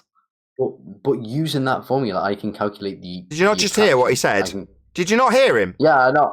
So it's abstract. Sorry, mate, shut up. Shut up. You're being told and you're ignoring it, and now you're just doing what you did last time, talking through it. No, I'm correct. You have ignored him. This is maths. It is abstract. We are dealing with the physical. That's physics, not maths. Now, don't just whistle past him and start telling us what the equations do. You've ignored him. Because you And now you're still talking through me. It's your only defense to getting destroyed. So I'll try again. Let's see if he tries to talk through it so he doesn't have to hear it. Right, mate? Don't want to hear it? Correct, Yeah, Nathan. just listen. You can't because you're getting pummeled. So listening to it's intolerable to you fundies. It's not physical when you describe equations. You've whistled past his explanation. No, I haven't. I've got to gag you, haven't I? Oh, I've got no choice, Commander. For the audience's benefit, I will now stick this fuckwit on mute so I can be heard without him constantly saying no, no, no through the top of everything that's pummeling him. That's the only defense they have. I, on the other hand, can gag him. And will. Now, you've whistled past Tony's explanation that this is abstract maths you're using when we're dealing with the physical. Now, I appreciate that you can't tolerate that being explained twice when you've already attempted to whistle past it.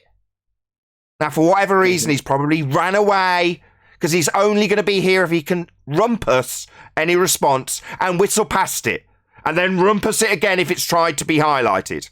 He won't tolerate it. Not maths, physics, moron.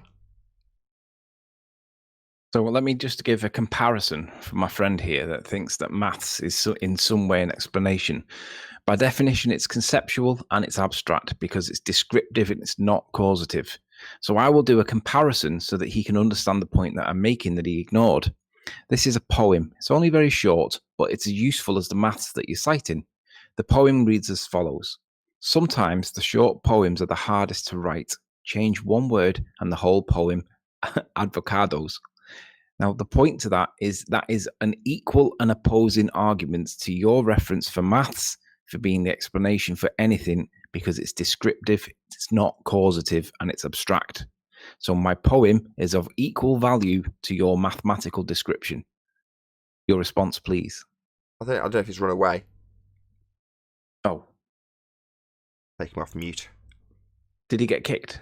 No, he's back. Sorry, Nathan, for making you angry. Okay, can I do it again, Nathan? Can you do it again? Hopefully he's heard your response and can respond to it. I don't think he heard it. Read me your poem again.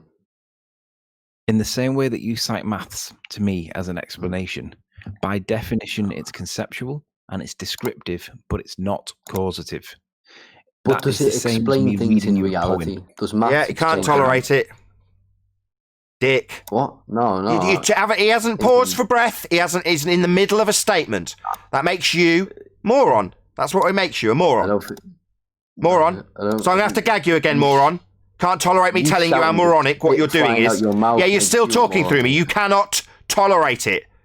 So I have to gag you. No option. Yeah?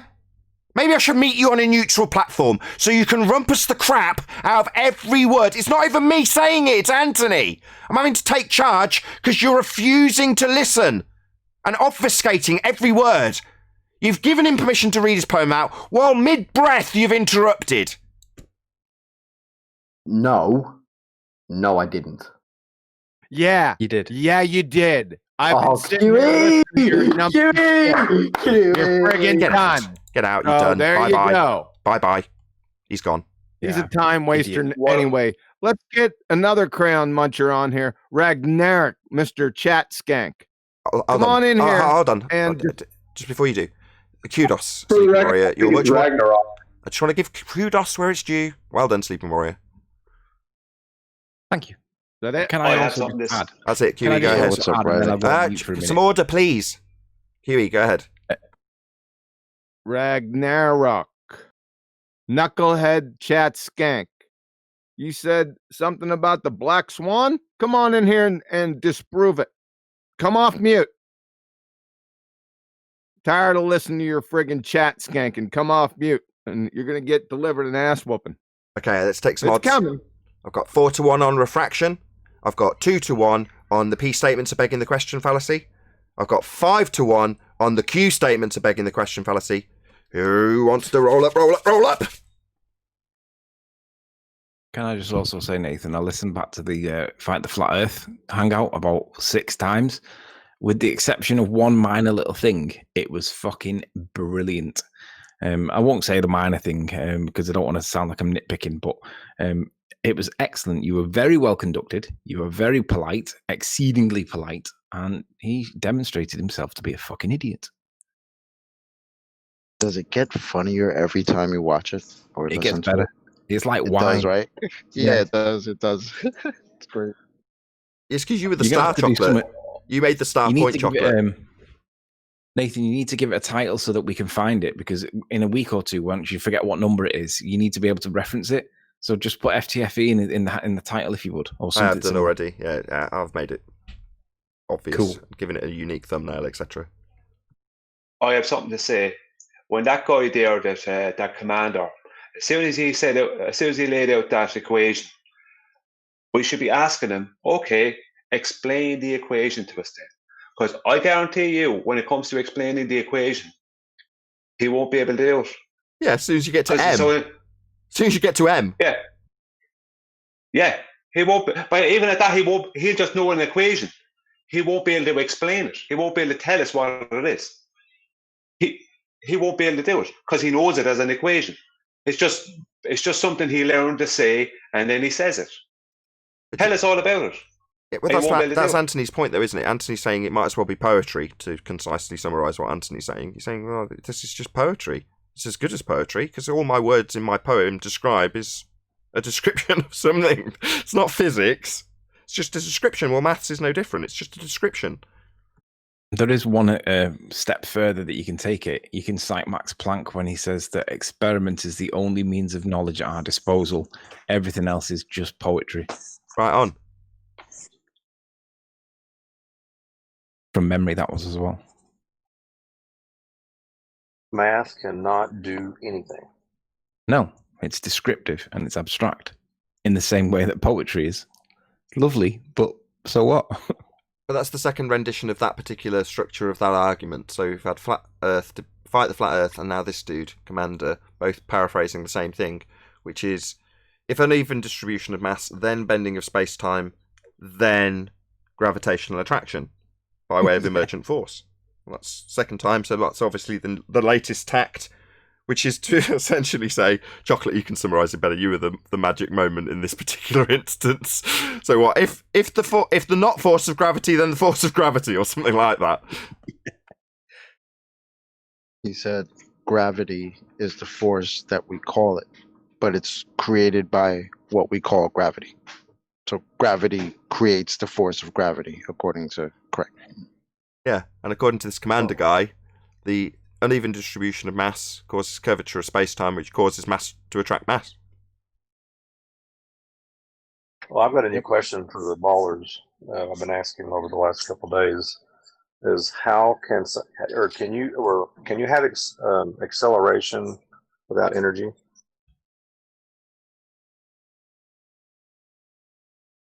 You understand the nature of the question? Can you have acceleration without energy? Yes. I'm not going to answer. It's directed at the ballers, apparently. Well, I mean, because if you have acceleration, there has to be some kind of energy, kinetic energy imparted, right? So how does a non-force force or the bending of space-time impart kinetic energy into an object? Well, no. I mean, an object will fall if it doesn't have structural support. It doesn't need energy imparted to fall. That's potential energy, man. Well, if you have it's potential energy. If it's falling, then it's placed at a position where it has potential energy. It doesn't have any kinetic yet, but it's put in that position. So potential energy. Right? So but someone had to move it to get it there, or something had to move it to get it there, right? Yes. Yeah. They had to collect that kinetic energy in order to turn it into potential when it started falling, right? Shh. Just ignore that bit. Start later on in the story, and you can assert a downward vector, and that vector can be assigned a force, and you can just attribute it to being called this thing called gravity, even though it's not a force. Did you say a force? Yeah, even though it's not a force. I can think of it as one, though. I'm thinking of it. You've got it, Chocolate. You're way ahead of me. I'm just thinking of it as a force. No Newtonian hijinks. Einstein completely replaced. See, it's time to move on now. See, we've been baby stepping you knuckleheads for the past 3.5 years. About the past 6 or 7 months, we've been saying it a little stronger. Now is the end point. You will not parrot Newtonian mechanics ever again because you're going to get jacked yard immediately. So we prepped you. Just be ready. I'm down with that. None of the laws of motion, none of universal law of gravitation. Einstein replaced all of it. If you don't know that, you haven't been keeping up on your continuing education credits for about 105 years. That's not our fault, but we're going to drag you into it. Don't do it.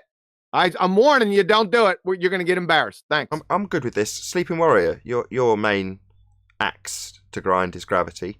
Are you down with this? Because I certainly am. Let's draw a line in the sand. Fuck them. Yeah, you can't have your fucking mass-attracting mass bullshit anymore. It's 105 years out of date. Line in the sand here. That was my little criticism, because the only bit that I felt that things could have been done a little bit better was when he started talking about mass, when somebody asked the gravity question. We need a definition anytime somebody starts talking about gravity, because the minute you get a definition, you can't cite Newtonian principles. You've got to cite the current physics, right? And we know it's Einstein. And the minute they do that, then it becomes a word salad, because they've got to try and, because they conflate cause and effect, they've got to try and make an effect, right, into a cause. And it's an effect that's done mathematically as well. So obviously with maths being comparable to poetry because it's abstract and descriptive, they've got to try and make a real world force to push or pull something, right, into, they've got to make that out of a mathematical effect, conceptual, right? It's complete gobbledygook. They can't do it. So it ends up being pure word salad. And you can sit back, put your feet up, smoke the cigar whilst they try and wiggle and conflate that cause and effect. They can't do it, but they will do it. They've got to do it. So we just sit back and watch and laugh. Yeah, I'll take that as a yes. Line in the sand's been drawn. Your use of this out-of-date rhetoric, that's it, man. Not even going to tolerate it. That's why I started calling it the old and busted. Get out of here. Y'all got to deal with your new hotness. Well, I've got the cigar already, Anthony. So I'm in. Yeah, I absolutely agree with all that.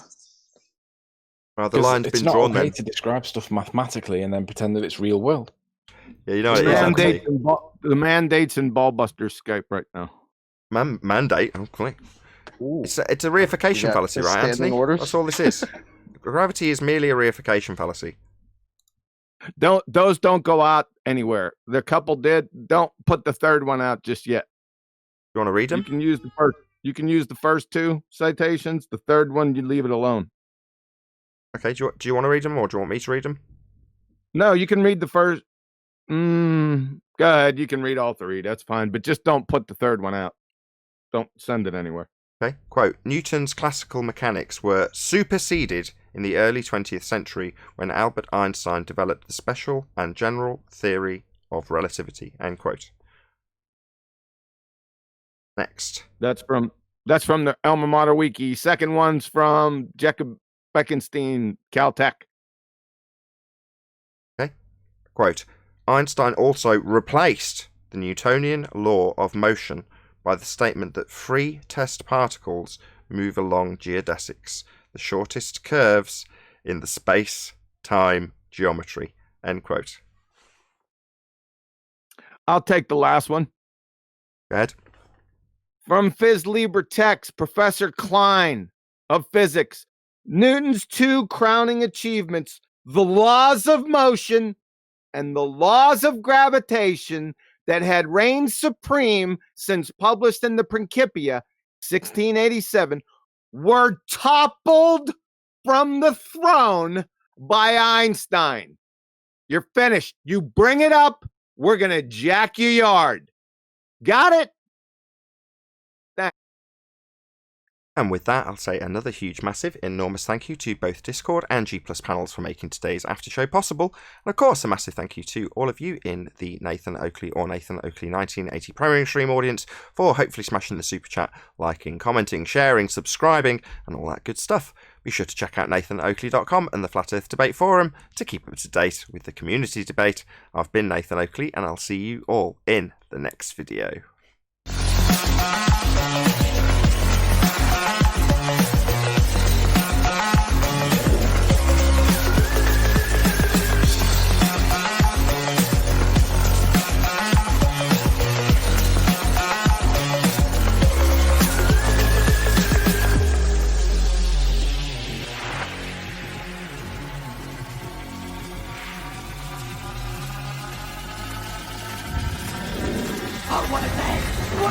every day.